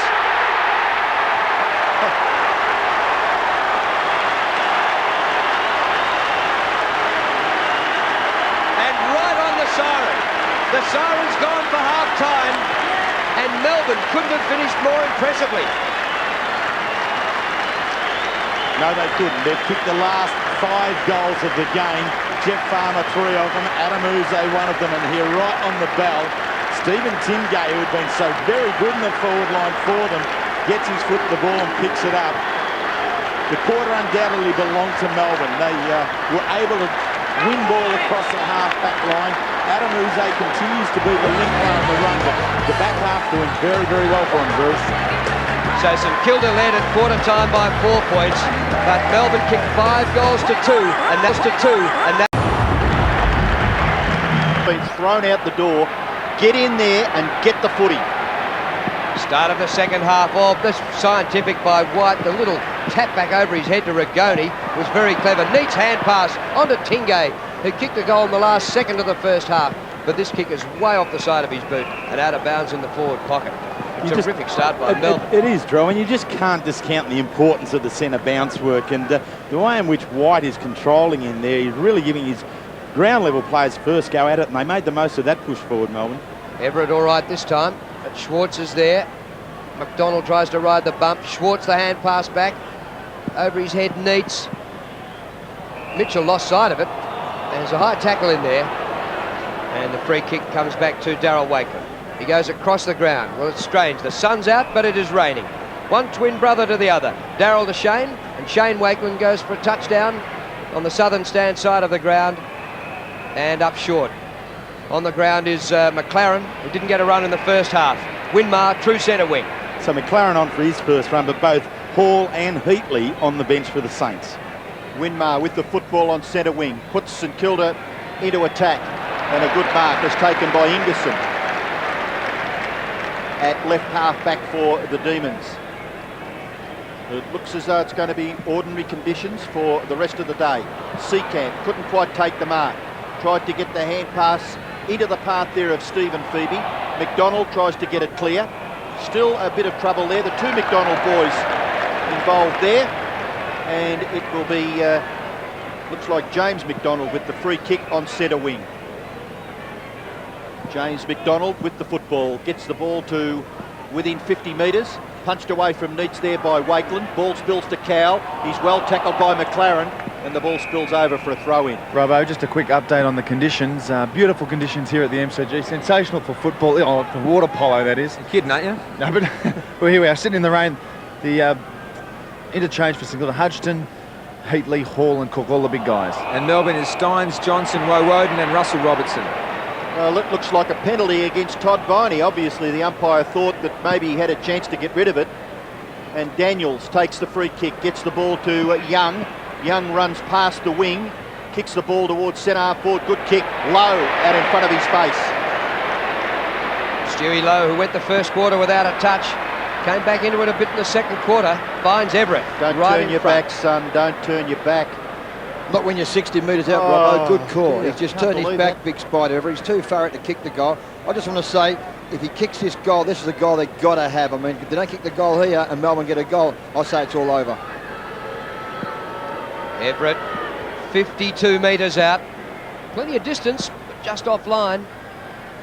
Did it cross the line? No, it's ruled that it was punched off the behind line, out of bounds, and a throw in alongside the behind post. It makes you wonder, Robbo, doesn't it? I mean, everyone's coached that from when they play under 10 football. Never turn your back on the play, and yet it's done at this elite level by Spider Everett. Lowe did very well. Daniel's hand pass was at the feet of Brown, so he couldn't handle. Very wet ball now. It's a ball up right in front, 25 metres out. Well, you don't mind a bloke turning his back when he's 15 or 20 metres out, but when you're 60 metres out and the way the weather is and the way the ball will be getting a lot heavier, you just can't do that. Everett, just 5 possessions, 2 marks. Here he goes, outside of his foot, but out of bounds on the full.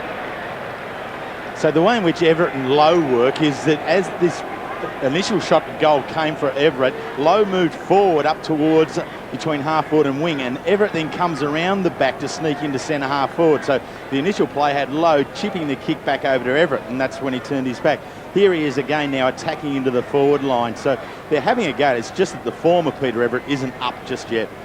Well, I feel that the conditions are just going to fall into Melbourne's lap here. The ball spills to the back. McLaren gets back onto his right, and then kicks the ball to within scoring distance. Oh, wasn't that a good mark? Ingerson playing his 100th game. Gets the handball away. Rigoni able to back himself with his pace, ran away. Kicks it out wide. A contest here on centre wing between Matthew Phoebe and Ozzie Jones. Well done by Ozzie Jones to Winmar. Winmar gets around and then kicks into the full forward area. Right into the path there of the Melbourne defender. Still Gergic not able to control it. Now it's going to come away through Leoncelli. Leoncelli's kick should be marked and is a good mark taken by Jeff White on centre wing. So there's Melbourne's form of play. A couple of quick handballs to carry the ball out of the back. Look for Jeff White across the centre line. Neitz couldn't take the mark. The ball spills to the back. This rain has now become quite torrential. Just a point though, Robbo, to give St Kilda still a chance. Last week it was wet in Sydney. At half-time they trailed by 22 and got beaten by just 2. They had a second half revival that almost pinched the game. They didn't trail by as much as 22 here, only 17. Oh, no doubt that there's still a chance, Drew, but they must kick a goal.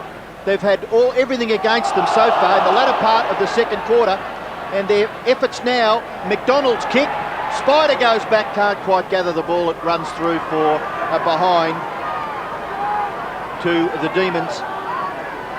6-12 to 4-6, 18 scoring shots to 10. 10 goals out of a total of 28 shots at goal. Matthew Young to kick in. And Melbourne, St Kilda kicked out in the full 4 times inside their 50, with Melbourne twice inside their 50. Well, here's Everett in the back pocket. He's kicked a couple of the most wonderful goals of the year this year, but he's not going to kick a goal from back there. Across the half-back line, and McLaren's had a few touches since starting in the second half. 3 straight kicks the difference. Oh, he's kicked straight into Tingay on the mark. Tingay centres, past Farmer it goes. The hand pass back to Farmer. This for number 4, but he hooked it back too far. And that's out of bounds on the full, into the behind post on the full. Could have set this place alight if he'd taken a couple more steps and backed himself, straightened up and had a shot. And all 700 people from Temple up would have been up and running. Handball up? Yep. He's had 7 shots at goal, Farmer. 3 goals, 3 behinds, and 1 out of bounds. He's been terrific, hasn't he? Wakelin, that's Shane Wakelin's kick outside the defensive 50. And Lappin is appealing for the mark and he's being paid. He's been reasonably good. He's had 7 kicks. He's kicked a goal. Matthew Lappin for St Kilda. Gets onto a big punt kick out in the direction there of Everett. Gathered at the back there by Stephen Phoebe. His kick, reasonable. White. Now kicked forward by Leoncelli. Neitz out. Lappin stood his ground well, didn't he? Neitz tried to make it there for Tingay. Young went in there and locked it up for the Saints. And the fans are happy with that little contest. The ball will be bounced about 65 metres from the Melbourne goal. Well, there's commitment at the ball here from both sides here. This is good work from Lappin. He knows that Neitz is coming, but turns into the contest. Couldn't complete the mark, but did it well. Everett in front, taken there by Shane Wakelin. Back towards the centre, and there's a free kick to Melbourne. Looks as though it's Stephen Phoebe, the recipient, on centre wing. He can go short, but he decides to swing around and kick it long. It'll land at centre half forward. The ball spills to the back of the pack. Now the pressure on Lappin. Lappin just hacks it out of there for the safety of the boundary line, about 80 metres around from the Melbourne goal. Robbo, it's the first time I've seen a little player set up a kick behind the play in front of a forward like Farmer. Lappin is just setting up there trying to cut Farmer off. And yes, Farmer's, which is near Narrogin, where Winston Abraham's from. And the ball back out of bounds for another throw-in. It would have been a fair contest for the mark of the year back in the under-14s and in that area. Yeah. Must have been something in the water down there, I think. I think so, Barrett. So Schwartz goes in ruck against Everett. Almost clean possession, Schwartz. Stephen Phoebe did pretty well. Gee, there seemed to be a lot of Melbourne players in there, but they couldn't get it out. And once again, it'll be ball up, probably thrown up by umpire John Harvey. I'll tell you what, Wills, I'm just looking at the Melbourne defence here. It looks like Anthony Ingerson seems to be playing on his own. Sirakowski's down to centre half forward for St Kilda. Jeff White's playing a kick behind the play. I don't know, maybe Stuart Lowe go into the ruck, put Peter Everett centre half forward and maybe get Lowe into the game. The ball's not going down to give him an opportunity to get into the game. John Harvey wanting some more room from the ruckman so he could bounce it. And it's a free kick to Everett against Schwartz. It often happens when a non-specialist player goes into a ruck duel against a ruckman, gives away a free kick. Everett to the centre of the ground. Good running Peckett. Oh, at the last moment he left it for McLaren, and between them they've mucked it up. Tingay. Oh, good hands, Uze. McLaren. Gergic for Melbourne. Oh, he went without it. You can make excuses in these conditions. Ingerson, kick smothered. Spills out to James McDonald. Up short of half forward, Mitchell camped underneath it. Everett paddles the ball across, paddles the right word. Wakeland, Shane Wakeland to half forward. Sirakowski. Well, Winmar was buried in the front of the pack. I'm not sure it wasn't Sirakowski who did it, but he gets the free kick. Yeah, it might have been Matthew Phoebe on an occasion, may have given Nicky a bit of a push before Sarah come over. Yeah, no doubt, yeah, Matty Phoebe gave him a bit of a push. Oh, Winmar goes for the top, gets onto it. And it's a behind. But Winmar has had 4 shots at goal for 2 out of bounds on the full and 2 behinds. Well, they desperately need a goal, St Kilda, just to give them some sort of impetus. They just can't. It's been a long time between when they kicked their last goal. 8 minutes in the second quarter, so it's been a dry run for probably the best part of half an hour for St Kilda. Short kick. It's well marked in that left back pocket by Rigoni. 17 points, that was the margin at half time. Rigoni kicks it high and long out towards the wing. Oh, Jeffrey White! You little ripper! Kicked it in towards the middle, taken by Phoebe. They should get a goal out of this, shouldn't they? They've got to be inspired. Leon Challey, chance here for Melbourne. Running onto it now, Anthony McDonald. Left foot kick off the ground. Farmer in front. The ball spills out wide. Still a chance for the Demons. McDonald again. Farmer again. Harvey off the ground. Goes back towards the wing. Absolutely clean bowl, Seacamp. Ingerson there to tidy up.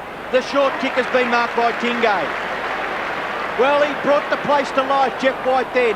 Tingay with the football. The fans here just having another look on the big screen. Tingay to kick the ball to within scoring distance. Neats at the back, couldn't hold the mark. Nathan Burke to kick it back for St Kilda. Out wide, McLaren couldn't take it. Seacamp at the back. Reasonably short ball handling, able to gather.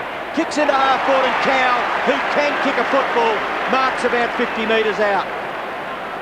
Darren Cowell runs close. Oh, look out. Trying to crib off the mark there. Umpire has nothing to do with that. And look at Jeff White. Terrific leap and mark. The kick by Cowell is wide, very wide, misses everything, out of bounds on the full free kick for St Kilda.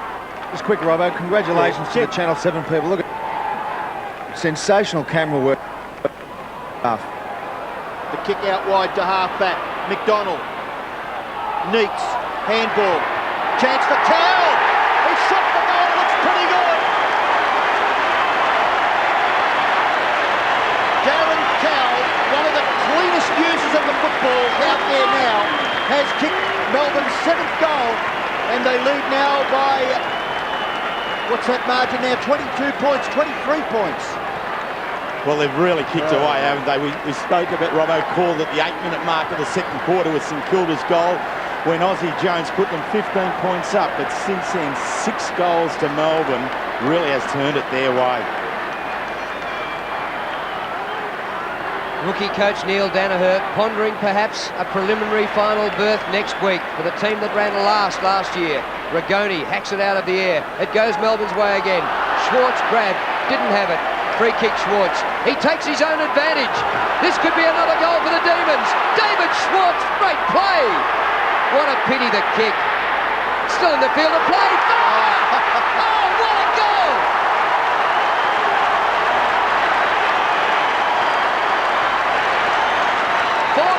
Jeff Farmer, and away go the Demons. I'll tell you what, Peter McKenna hit it on the head before where he said Jeff Farmer keeps his feet. That occasion he could easily fell over and not stayed on his feet. Good play by Schwartz. It's been reasonably quiet up in the Melbourne forward line, but Jeff Farmer kept his feet. Brilliant football by him. No doubt, like Robbo said before, St Kilda got to get some goals, but there's no one down there. Hitley on the bench, Lowe struggling. Only Ozzie Jones can do it.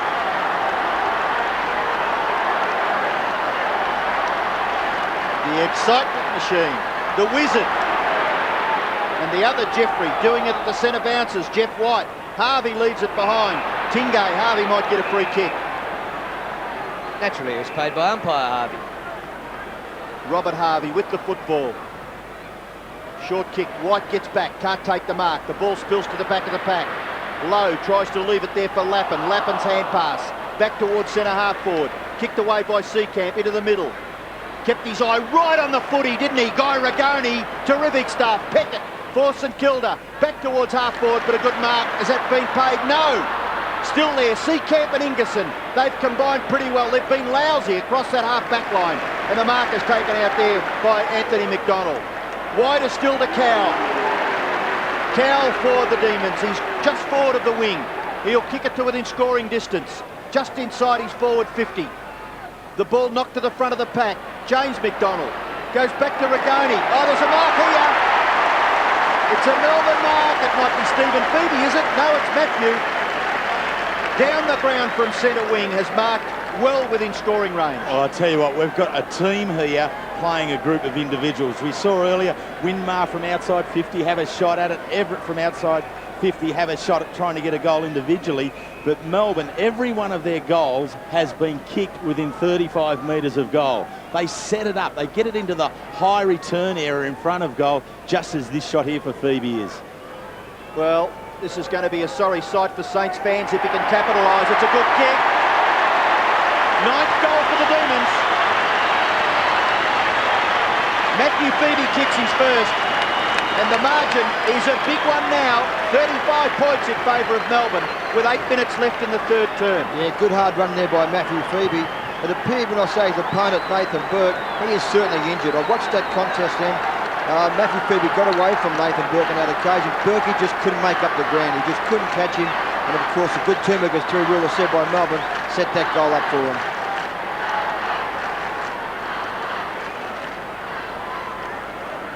Everett looking into the sun, down at full forward, but the ball's not getting there for the Saints.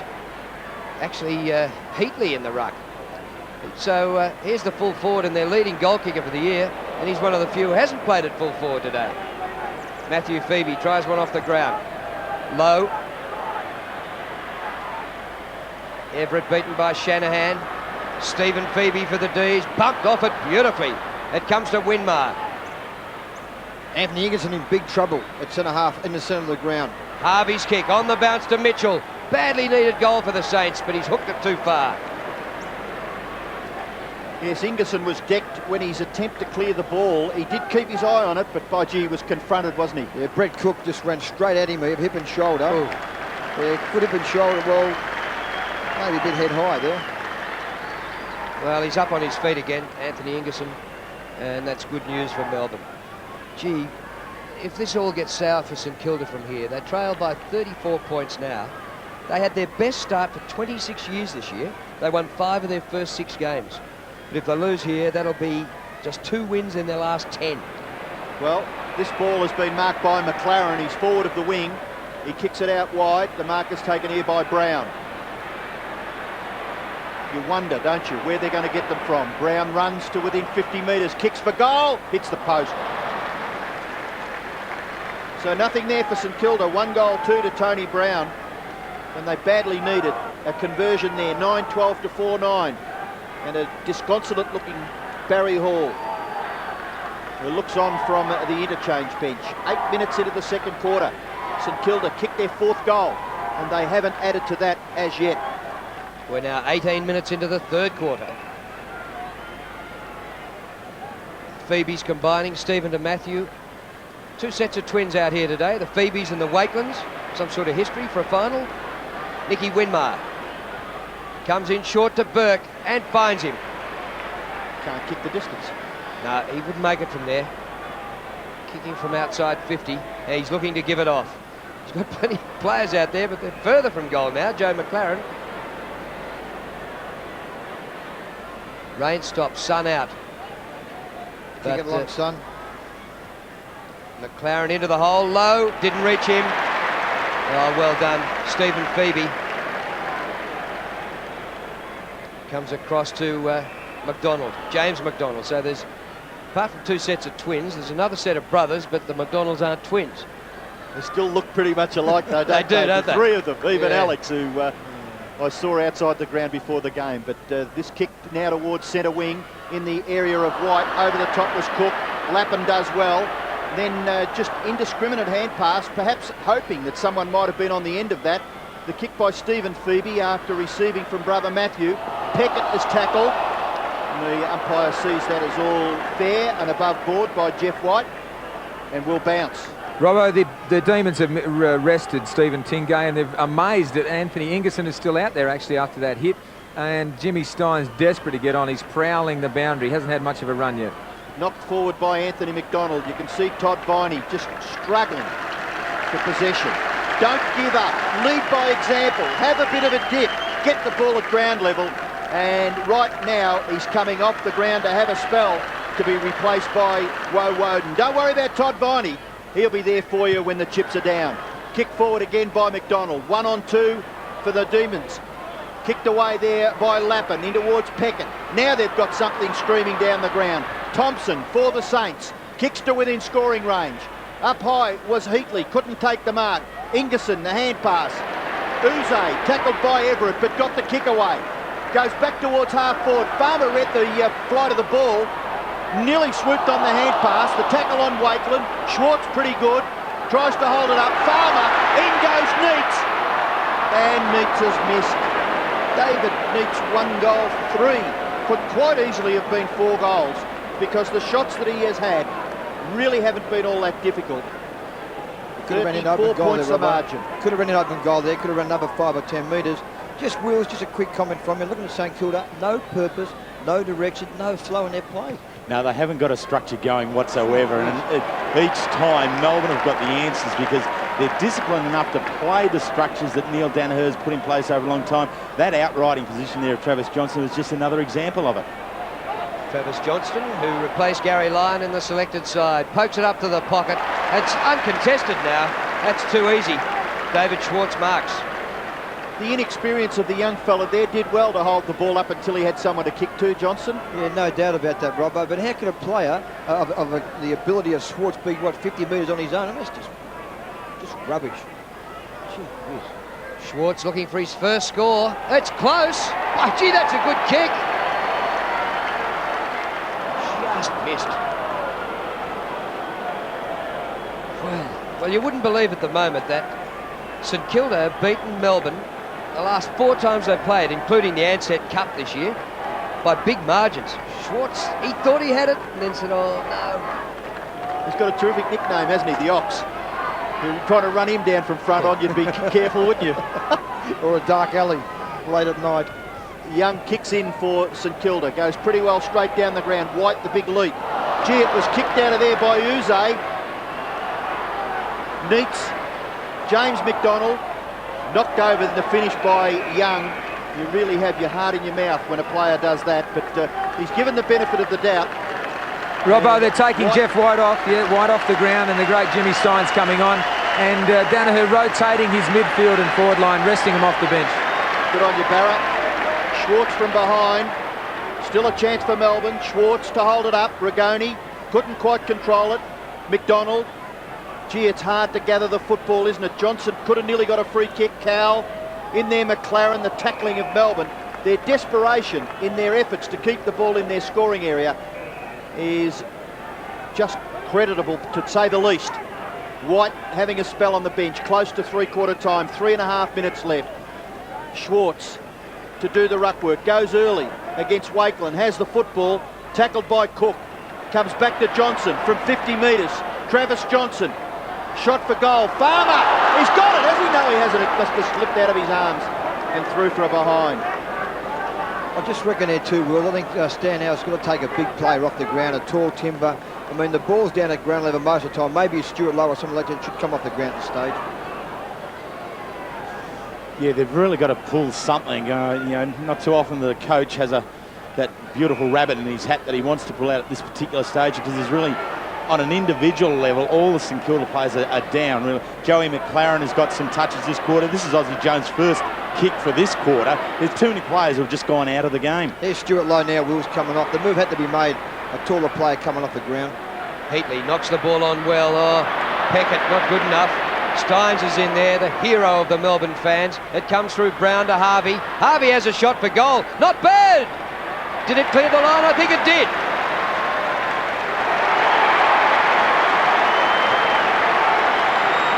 First goal for the term for the Saints, and it's taken 24.5 minutes. And that is a long time. Robert Harvey, he's 20 disposals now, and that's what you expect from Robert Harvey.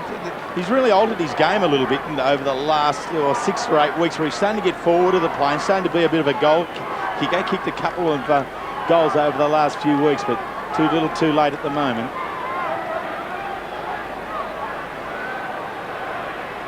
Lowe and Sirakowski warming the bench for St Kilda.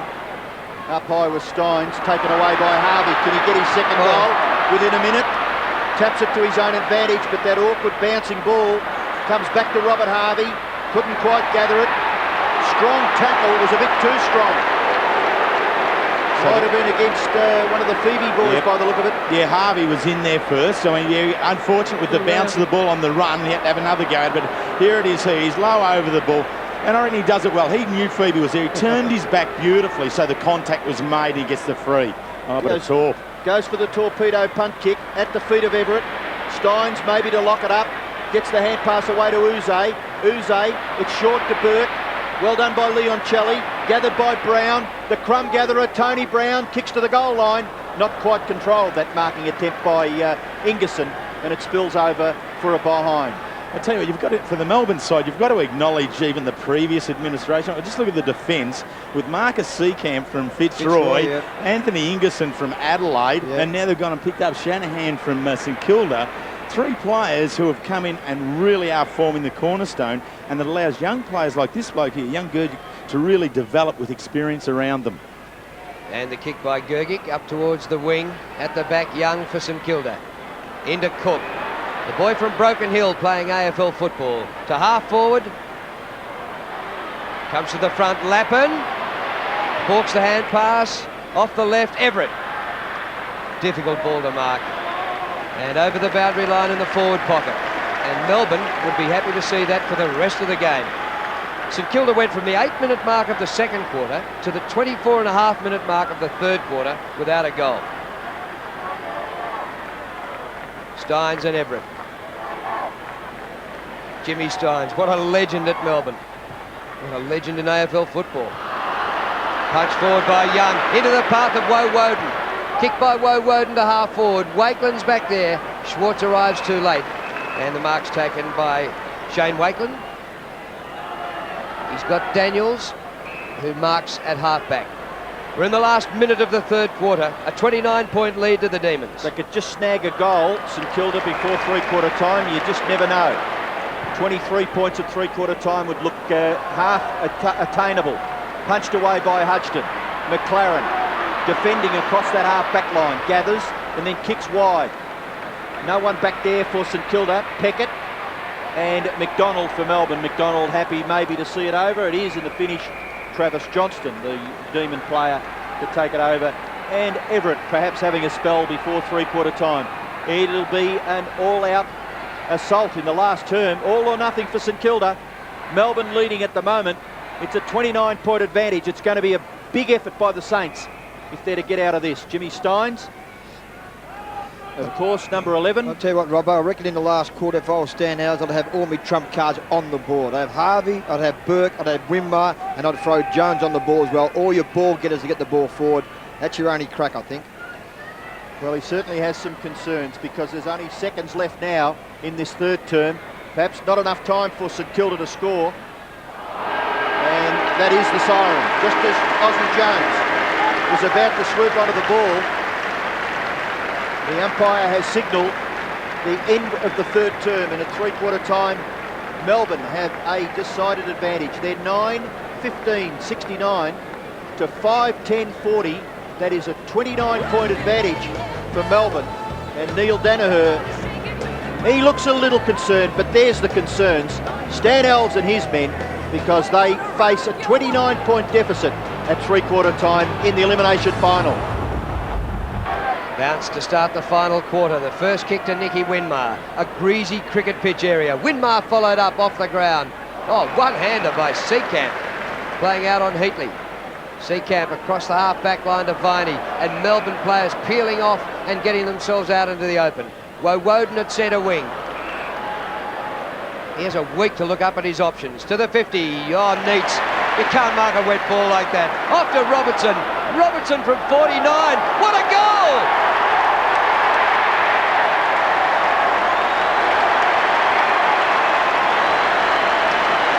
Well, that is a great goal. A great goal from the way in which the team structured up. Neats very hard and aggressive at the ball to be able to take the mark here, but then feeding off to the straight running kicker, and that's what throws the opposition off when someone's barging through. But watch Jeff Farmer. Jeff Farmer has been so impressive. He's kicked goals, but he's laid tackles. He's been prepared to chase, and on this occasion prepared to put the body into Shepherd right on the goal line to allow Robertson to go. And as well, Wills, Marcus Seacamp, the switch kick was a good kick across to Viney. That set the play up as well. White gets the big punch. Down towards half forward, gathered here by Winmar. Got the hand pass away to no one in particular, Thompson. Demons have the numbers when the ball hits the ground though. Rigoni tried to get the hand pass out wide, but it's locked up by some desperate St Kilda defence there, and the umpire will bounce. Quick interchange update, Robbo. Sorry to interrupt you, but Everett, Mitchell, Sirakoski and Hall. Melbourne is Steins, McDonald, James McDonald, and Andrew Leoncelli, and Anthony Ingerson rested after that big hit during that quarter. Well, he did suffer a very, very heavy knock, did Anthony Ingerson, and it'll be interesting to see how he comes up, but you'd have to say that he'd be a real chance. I mean, they're do or die now, aren't they? You lose and you're out. Chance again for Melbourne to get the ball forward. It was Rigoni's kick. Landed it at half forward. Good tackle on Daniels. Ball spills to Robertson. He's been a little quiet, but he kicked the goal for Melbourne just a few seconds ago. And he holds the ball up for Melbourne across their full forward line. Russell Robertson, 4 kicks and 1 hand pass, but the goal earlier in the term. Yeah, Nicky Winmar now has gone into the centre for the Saints, so Stan has chucked, of course, his best trump cards onto the ball. Come on, boys. Still 25 minutes of footy to play. And Robbo, Nicky Winmar was there giving advice, look, on how to behave on the field. Tongue-in-cheek there, Russell, I guess. Robertson again! Oh, there's a goal coming up. Woden, no. Umpire's found a free kick. Is it going to St Kilda? No, it's going to Schwartz. Oh, gee. By gee whiz, that was a goal, certain goal, wasn't it? Yep, missed a great opportunity to imply the advantage rule there. Here we see it. Here, there's the free kick given in this contest here, and it moves on very, very quickly. And it's purely because everyone stopped that the umpire didn't let it go, but no one was going to chase him. He was only 2 metres out. Well, Schwartz now going for his first goal. It looks good. David Schwartz.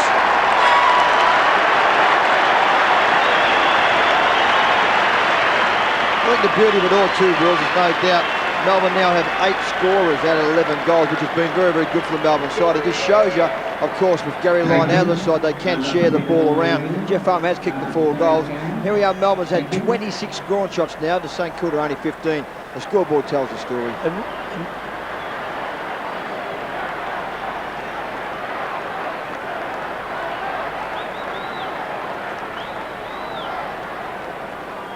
So it looks as though St Kilda will bow out at the semi-final stage. Robert Harvey gets the kick out. Wakeland crushes the tackle, keeps it low to full forward, but over the head of Jones. And what a mark by Gergic, the youngster who was the Demons' #1 pick in the national draft in 1996. And hasn't he paid dividends in a couple of years? And can we give Brian Cordy, who coached the Geelong Falcons, Hawk, an ex-Bulldog, who coached the young boy, a bit of a pat on the back. Well done, Toby. Developed a good one. Lowe had a chance to take clean possession. Young's hand pass, too slick for Thompson. Thompson centres the ball to Peckett. Another slight fumble. He loses it in the tackle. Terrific tackle by Schwartz. Beebe, the hand pass to Johnston. Travis Johnston, 47 metres out. You beauty!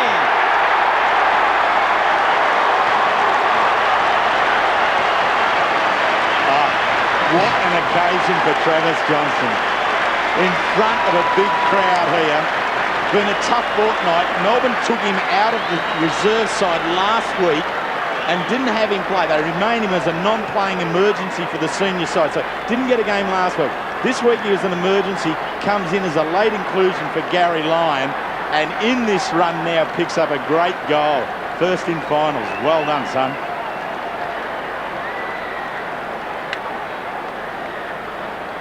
Well, Melbourne's kicked their 12th goal through Johnston, and they've snuffed out any possible chance that St Kilda would have had. Winmar having nothing of that. Kicks the Saints to within scoring distance. The ball spills to the back of the pack. Gathered there by Seacamp to Uze. In turn, don't they back up well across that back line? Stephen Phoebe's kick will be marked by his brother Matthew. Matthew can go short, and he elects to do just that. Woden has the ball on centre wing. Woden's kick to half forward. And in the finish, not bad work there by Hudson, not giving away the free kick against Neitz and knocking it clear for a throw-in, and Jeff White just a little gingerly approaching the boundary throw-in. He's way back off the ball, as a matter of fact, and the ruck work being done by David Schwartz. Young held up there at half forward for Melbourne. You could let Jim Stones finish it off now, couldn't you? Take Jeff here White it is off. here, Drew. You're right there. But Yeah. I mean, Jeff White, I mean, what a game he's played. He's been a sensational pickup for the Melbourne Football Club. And he's going to get these injuries because he's very, very committed at jumping in hard at the ball. He doesn't hold back. He'll risk injury, but a big, strong boy who I'm sure can carry it for many years to come. And no doubt as well, Wills, the rule of Neil Danaher about playing only 100% fit players certainly has paid off here. Gary Lyon will be ready next week, of course, to play against North Melbourne. And young Travis Johnson kicked that brilliant goal only minutes ago. Has had a taste of finals football. Matthew Young in the hands of the trainers there. Throw in on the 50. Melbourne in attack again. Comes to Lappin. Away to McLaren. He didn't get a run until the third quarter, but he's been okay in the second half. Mitchell very gingerly through the slippery cricket pitch area. Winmar, who's had plenty of it in the last quarter. Good pass, Jones. Aussie Jones has kicked a couple. The St Kilda have got to save face now. 47 points in arrears. They've got to get to within 30 points. Boy from Beaconsfield. Kicks from outside the 50. A raking kick, not quite there. And punched through by Jimmy Steins for a rush behind.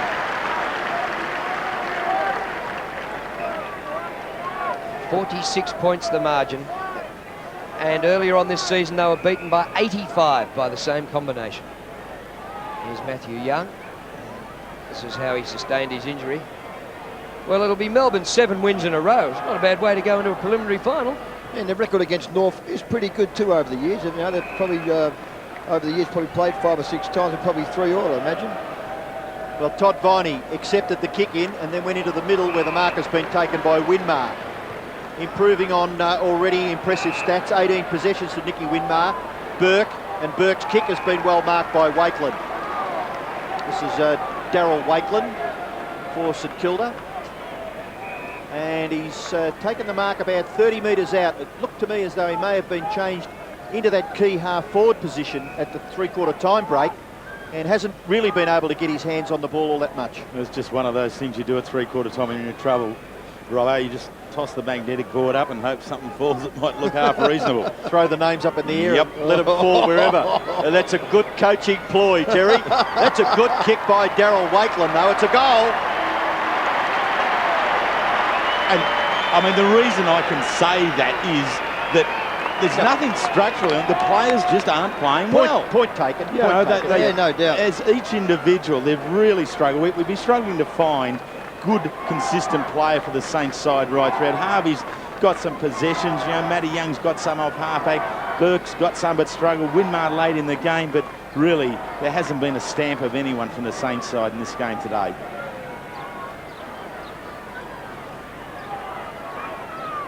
Stan Alves was a shattered man on grand final day last year. It's come 2 weeks earlier this time, semi-final day. Cook out of the middle, a high ball inside the 50. Oh, Stephen Tingay has been racked with injuries in the last few seasons, is really enjoying his chance to play in finals and perhaps go all the way. Off to Viney. Ball skims for Johnston. And that goal in this last quarter maybe just might keep him a spot on the side, even when Gary Lyon comes back. Who knows? Rigoni. Played a terrific game, Rigoni. Goes wide. Robertson, the Tasmanian. What a lead. The hand pass in. Phoebe. Off the left. Not a great kick. Kept in by Farmer. But he was taken out by his opponent. And it'll be a throw-in alongside the behind post. Drew, just a little bit of concern on the Demons bench about Jeff White. Sustained a hit on his right knee thigh area, so it might be a little bit of an anxious wait this week for Demons fans. Well, St Kilda still struggling to clear their last line of defence. It's going to go bouncing back in again. Phoebe in towards half forward. Winmar up high, couldn't take the mark. Knocked down to the path of Peckett, but robbed by Schwartz. Little kick by Rigoni was good, wasn't it? The vision was there, and the execution was first class. The mark has been taken by Woden. I'll tell you what, Robbo, I think it's fair to say that the word when the Sting's gone out of the game, so obviously at the moment the Sting has certainly gone straight out of this game. That was good vision there by the Melbourne player to find Woden. Rigoni has had 24 possessions. Just Robbo, I think the curators of our grounds have got a lot to answer for, because there's no trees, there's no rocks out there, there's nowhere to hide. And you've just got to be able to keep standing up. And, you know, even though the game's only got 13 minutes of play, there's a lot of personal pride for each individual St Kilda player. Well, Woden will be happy here if he can convert. Have a look at this.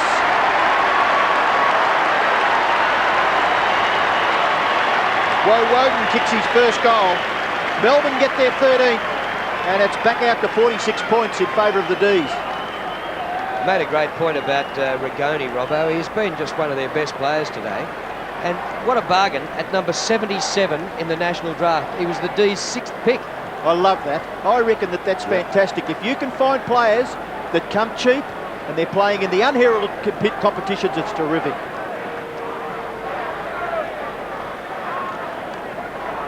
So, That's a fantastic nearly 90,000 people here today, which has been terrific. But as you said, Robbo, Rigoni's work in the mid, it's been either end, you know, either in the forward line, midfield, back line. You know, his 18-24 disposals have been well spread from one end of the ground to the other. That crowd of 88,456 is just short of the biggest crowd ever watched these two teams. The last time they played in the final, it was 88,000 and just a few more, 914. And the umpire's going to come in and ball this up. Back near Melbourne's defensive 50. Well, we heard at three-quarter time the Demons haven't really finished games off recently, but in the last quarter they've kicked 4 goals to 1. They'd have won every quarter if they'd kicked straight in the first. Steins wins the hit out. Winmar's really had a dip in this last quarter. Ball's gone out of bounds. It's right under Peter McKenna. Pete? Yes, I'm just looking at Nicky Winmar here. He's having plenty of the ball. I think he should have started in the centre, or certainly gone there a lot earlier, as he takes it into the forward pocket area where Ozzy Jones goes for it, and Viney takes it over, Drew. But think of Melbourne, they can go all the way with a forward line like that. Neitz, Schwartz, Little Farmer, Gary Lyon to come back in, and they're so good at midfield, they pump it down there time and time again. They're a very exciting side. Steins, the opposite number 11, Mitchell. Harvey, you're gone. Holding the ball. It was a fantastic grip on the jumper by Guy Rigoni, who was the man recruited from Myrtleford straight into the AFL, and the last fellow who did that was the great G. Ablett. And this kid's doing himself proud too, Rigoni. The kick into the middle of the ground. It's going to be gathered here by Seacamp. He's been very much an unheralded defender and a very reliable one at that. Woden kicks down the line into the path of Johnston. Like the look of this young fella. Hasn't played much footy, but by gee, he will on this MCG. Don't worry about that. McDonald has the football and he runs around, kicks with the left into half forward. Uze, good kick of the football, kicks into the man on the mark. Shane Wakeland under pressure. So was Zilla. The ball spills to Burke, but the interception there for Melbourne. Burke after it again. Harvey a chance. Off the ground by Robert Harvey. Not too bad either. Winmar held a little too high. Maybe the advantage is with St Kilda. Peckett's kick finds Lowe. Lowe will get some ironical cheers. He's had an ordinary day, Big Stewie. Gets it now to Shane Wakeland. Wakeland towards half foot. Oh, go back where angels, even demons fear to tread Stephen Tingay, and mark the ball courageously across half back. Gets the ball to Viney. Hasn't Tingay rediscovered some form of a few years ago? He's had 2 years of a heap of injuries, hamstrings, shoulders, knees, you know, a heap of stuff, and he's really resurrected the career. Yep, you can start to smile now, Gary, I think. I think your boys are home. Don't look so sad, Gary. He'll get another game. At half forward, Steins with Johnson. There's the young and the old. Viney buried. Don't think he had the ball, umpire. Spills to Young. The kick to the 50. Gergic gets back there. And has plenty of time in the back pocket. Shanahan worked Everett off it beautifully with a Shepherd. Gergic's kick could be dangerous. Oh, what a mark by Woden. Just the sure hands there. I mean, that just displays the confidence that Melbourne have got, that as individuals they're prepared to attack the ball and their hands are good, strong and clean. Adam Uze pops it up high, it sits and put Viney under all sorts of pressure. Uze again just breaks the tackle too easily. Here's Stephen Tingay. Oh, the one-hander, beautiful, straight to full forward. Oh, Neitz couldn't take the mark. Wakeland's there with him, few crummers, and the umpire's going to ball it up. Stephen Tingay, a magician. They can't do everything right, can they? Just a little bit of a mishap there when it got down to Neitz. But Tingay, he's just as exciting as any other player in full flight that plays AFL football. Melbourne a chance again, a snapshot out of that pack, has scored a behind. I'll tell you what too, Robbo, Peter McKenna just touched on the Melbourne forward line. Their back line is one of the best in the competition as well, but I would like to say they've got the best junior players coming through Melbourne. I've no doubt about that. We've just seen three of the players in. We've seen Gergic, of course, Woden and Uze. They've got no doubt the best junior list in the competition, the D's. Stewie Lowe's off again. He'll finish the game, the co-captain on the bench. So after his grand final performance last year and a couple here to finish this season, not going too flash. Johnston's kick towards full forward. Have a look at Jeffrey Farmer. He was waiting for that ball to come through. Didn't quite get there. It's kicked back by Nathan Burke to Everett. To Winmar. Winmar, 8 kicks in the last quarter. Went for the big torpedo. Didn't succeed, and it wobbles away over for a throw in about 85 metres around from the St Kilda goal. Robbo, why don't we also spare a thought? We're seeing Stewie Lowe, they're obviously not very happy, but what about Jamie Shanahan, the other flip of the coin? Like, he's had a sensational year for the Demons and he'd be loving this to death. No doubt about that, Russell, and I guess Stuart Lowe. Well, he'd just like to get out of this place, I think, as quickly as he can. Winmar, handballs to Harvey, but he was just absolutely smothered there by Rigoni again. There's Shanahan on screen. He left the MCG last year, a very, very disappointed person, but he's got something to look forward to, particularly over the next week anyway. Harvey kicks the ball in towards half forward. Cook and Shanahan plays the percentages again. Jamie Shanahan just knocks it in front of himself and finds a boundary throw in. I don't think he's got anything against the players of the club. I think it was just the way that all the negotiations fell over, and it was pretty ordinary the way it was handled, considering he's such a good guy. Melbourne double St Kilda score, leading by 47 points, and we still have 8 minutes remaining.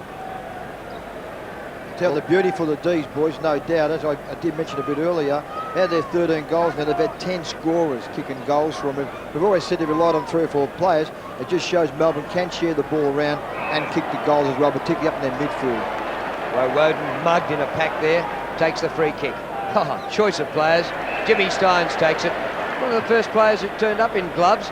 Now a lot of players have followed suit. Jack Daniels takes the mark, half back for the Saints. Slides it away to Wakeland.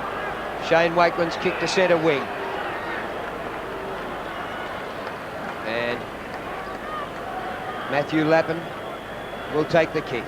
Well, St Kilda couldn't believe they'd be in this position, eliminated in a semi-final after the way they were looking earlier in the season, and premiership favourites amongst most people. McDonald kicks deep inside the 50. Daniels, good tackle, Farmer. He wants the footy, Jeff Farmer. Well, Wakeland's shepherding. Melbourne might finish up with the football. While you shepherd and leave it, the opposition might grab it. Cowles grabbed it, just offline from behind. 1 goal, 1 to Darren Cowell. Kicked a goal in the third quarter when the Demons kicked 3 goals 4 to 1 goal 4. That was the quarter that Melbourne took control of this match. St Kilda not able to convert. That looks like it might be a free kick to Johnston. Away to Schwartz. He'll have a go, won't he, David Schwartz? Kicks it across the square, into the pocket. No mark taken. Wakeland in strife.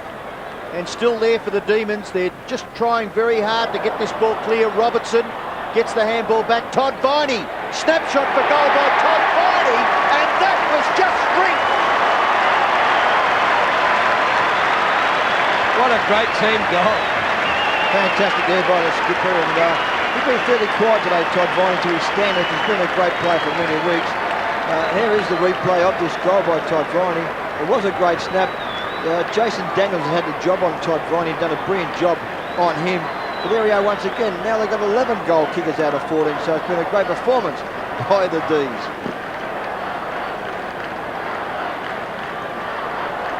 Just Morph, before you jump in there, can I just say Russell Robinson had the footy then, and Melbourne, he just looked like a big water buffalo, as Neil Danaher would love him to be. Arby out of the middle. St Kilda have managed just 2 goals after half-time. Matthew Phoebe, ball jolted out of his arms. Brown's hand pass over the head of Harvey. Winmar's going to get another kick. He has had a big last quarter, Nicky. 49 metres out. A disappointing finish. And he's had 5 shots for goal, 2 out of bounds and 3 behind. Yeah, the question of what could have happened early in the game. I mean, both sides had a heap of shots at goal in the first quarter. Melbourne kicked 1 goal 5. St Kilda had plenty of shots with 2 goals 3. There's their last goal. They picked up 1 in this quarter. But as Drew said, only 2 goals since half-time. They really haven't made a fist of anything, the Saints. Well, Winmar's had 12 possessions in this last term. Aussie Jones tried to control the football, went in after it again, but couldn't beat big Jimmy Steins. Back goes McDonald with Jones. Try and force a contest. Steins, Burke, wide for Aussie Jones. Leon Celli was pretty good. Lappin back to Aussie Jones. Aussie Jones goes for goal. Fairly good effort, but Cook just touches the football, and eventually it just sneaks through for a rush behind to St Kilda. Of the 41 times that the Saints have gone into their forward 50, Nicky Winmar has been involved in 11 of them. He has been probably their best player, along with Robert Harvey. McLaren has been good since he came on at half-time. That hand pass, he let himself down a little there. This is Anthony McDonald for Melbourne. Kicks the ball back to the wing. Young couldn't take the mark, but he's going to gather it well, and he'll kick St Kilda back into the middle of the ground. Everett getting the Bronx cheers, Spider Everett. Victorian ruckman this year. Here's Heatley coming up from full forward. It's Cook. And Cook takes the mark in front of Shanahan. And Brett Cook, who came into the AFL to Fitzroy from Broken Hill, and now to St Kilda. Played in the grand final last year in the absence of Everett, who was out for the last 2 finals. Cook kicks it pretty well, but I think he's got it. Well, you can be fooled, can't you? Another behind to the Saints. 6 goals, 14. It's a big margin now, isn't it? 51 points, and as I said earlier, they really had to put in and get to within about 30 points. What do you do for your Stanhouse, Robbo, after today's performance? What can you do? Well, I suppose football today, Doug, can be turned around in a week, and there's not much you can do. I mean, you can't have a real purge on players because it's just not available to you anymore. It's been a disappointing performance by the Saints. Most definitely, and I think they're the first to admit it. I mean, Normie Goss, at three-quarter time, did admit that he's got nothing out of his forwards. Yeah, true. So they're prepared to be honest with themselves, and you wonder. I mean, I thought Melbourne, they get a little bit more out of all their players, and that's why they're in the position they're in. They're a very good team, Melbourne. They don't have any superstars. Maybe this bloke will prove to be one just here, Todd Viney. His flying shot at goal. Look at that oval ball, will you? It went three ways then. I'd just like to back up what Peter McKenna said earlier on about doubting about the use of Heatley. The last two times these teams have met, St Kilda have won both. Heatley's kicked 5 and 7. He never played at full forward today. Robertson trying to just sneak into that goal-scoring situation. Still a chance for Melbourne. Anthony McDonald, can he get one? Late in the game, flying shot at goal, and it's going to be marked by Woden, and he'll go in and get one.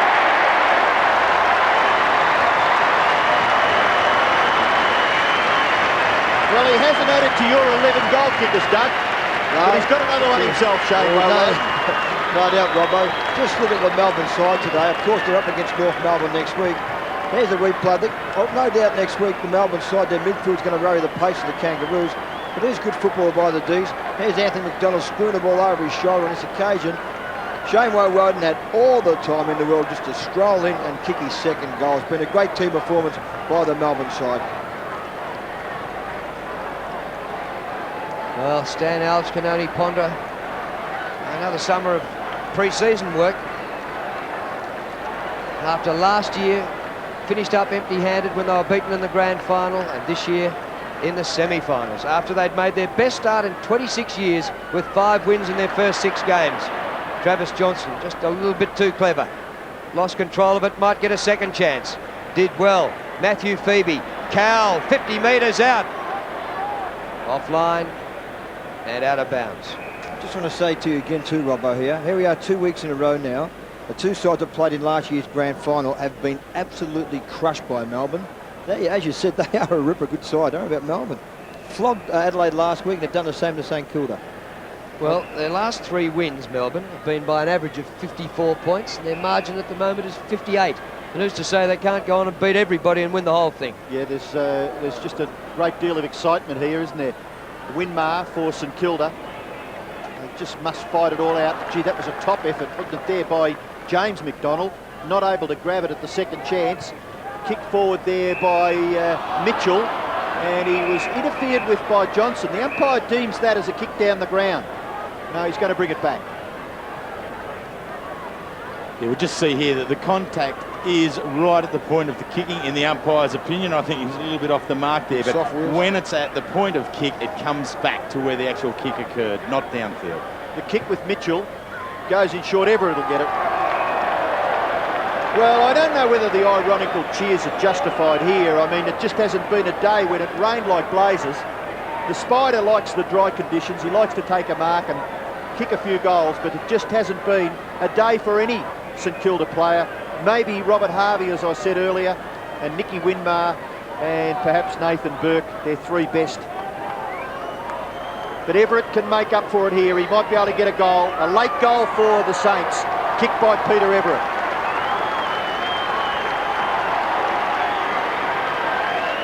Well, the St Kilda forward line just hasn't functioned. That was the 10th mark in their forward line, compared to the back line of Melbourne, who not only sport, but they've taken in excess of 20 marks in the back half. So the Melbourne defence has been very good. Their young players have been great, but in terms of St Kilda, that 17 of the players out there today played in last year's losing grand final. I think that puts a heap of pressure on the club and on that playing list. I think changes will have to occur during the summer. Jim Steins wins in the middle. Woden a bit of a fumble, but it comes back to him.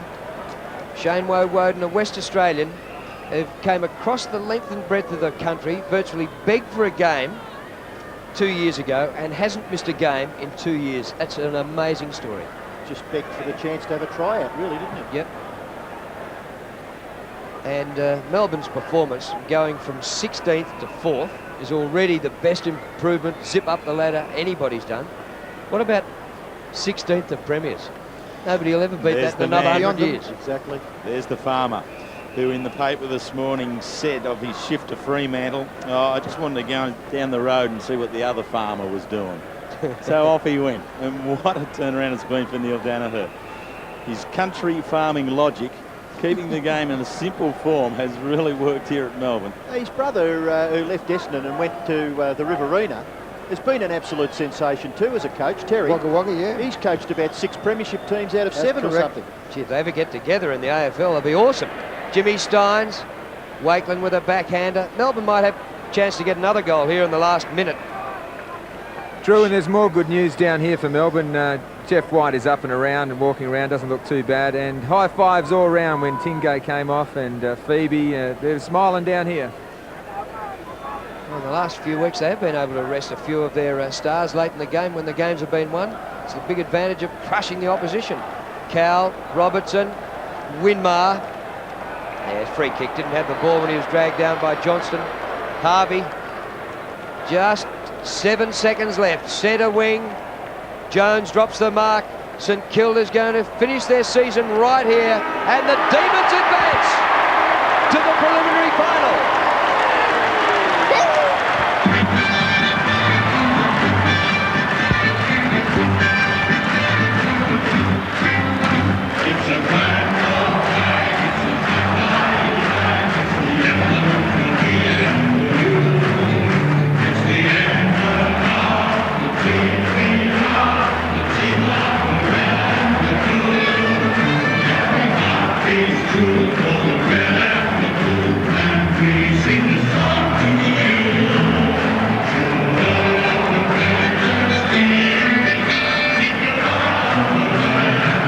Neil Danaher, the juggernaut just keeps on rolling on. Yeah, we're under the pump there in the second quarter, and 1 goal to 4, and it was a terrific effort by our boys in the second quarter. Obviously, we went in a bit of confidence at half-time when Tingay kicked that goal right on the knocker, and yeah, I thought it was a terrific effort by our boys. The Saints, to their credit, they really served it up to us early, but I think as the game went on, we probably showed on the day we're a better side. Must be hard not to get emotional with this crowd behind you cheering, the members. It's just all happening. Got a fair way to go yet, mate. Thanks, mate. It's great to see Jamie Shanahan in amongst his opponents today who were teammates in the previous 5 years. Here he is with Russell Morris. Shanners, congratulations, a special moment for you. Yeah, look, it's something you wouldn't have picked 12 months ago, but it was just a fantastic feeling, and I mean, we're continuing our form. It's a bit of a juggernaut. We've been using that word a lot today, but the way the club has been powering through these teams, it's very exciting. Oh, look, it's an exciting thing to be a part of, Fly. We're on a bit of a roll. We're playing some powerful footy, and we just need to keep going. How would you compare the morale around the club to, say, St Kilda last year at the same time? Oh, look, it's very similar. You get a lot of enthusiasm. We've got a lot of young blokes who are playing their first final series, and hopefully there's no stopping them. Well, congratulations on today, and let's hope for the Melbourne Football Club's point of view, a roll-a-roos. Thanks, mate. Good on your Shanners. Gary Lyon didn't come up through fitness today, but he gets another chance given to him by his teammates today. And isn't he happy for them? And I'm sure they're happy for him, because he's been at this club a long time for a singular lack of success, and he has a chance to be a premiership player yet. Yeah, well, that'll be great to see. There's a very dejected lot of St Kilda players leaving the ground, but I think Neil Danaher, when he said to Adrian Barrett at the end, there's a little bit of a distance to go. I watched his body language as he walked across and grabbed Gary Lyon. You've really got to put a bit of a lid on it. You like to show the excitement, but they've still got to win 2 games. Otherwise, they could probably feel cheated at the finish. No doubt, Bob. I tell you what, they're a very close team. As you said, the excitement certainly is there, and probably rightly so. Last year they finished last. It's a big excitement moment for the club, and Neil Danaher's been a fresh bit of air in the club. He's been fantastic. Good on him. Good on him. Yes, less than 2 years ago they were a merger candidate. They fought off that.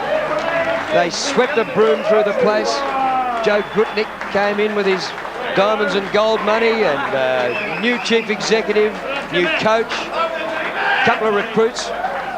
and it's just Tell you a who's totally refreshing, different. Drew. Greg Hutchison is a very refreshing person on that list of people that we give credit to. Yeah, no doubt about it.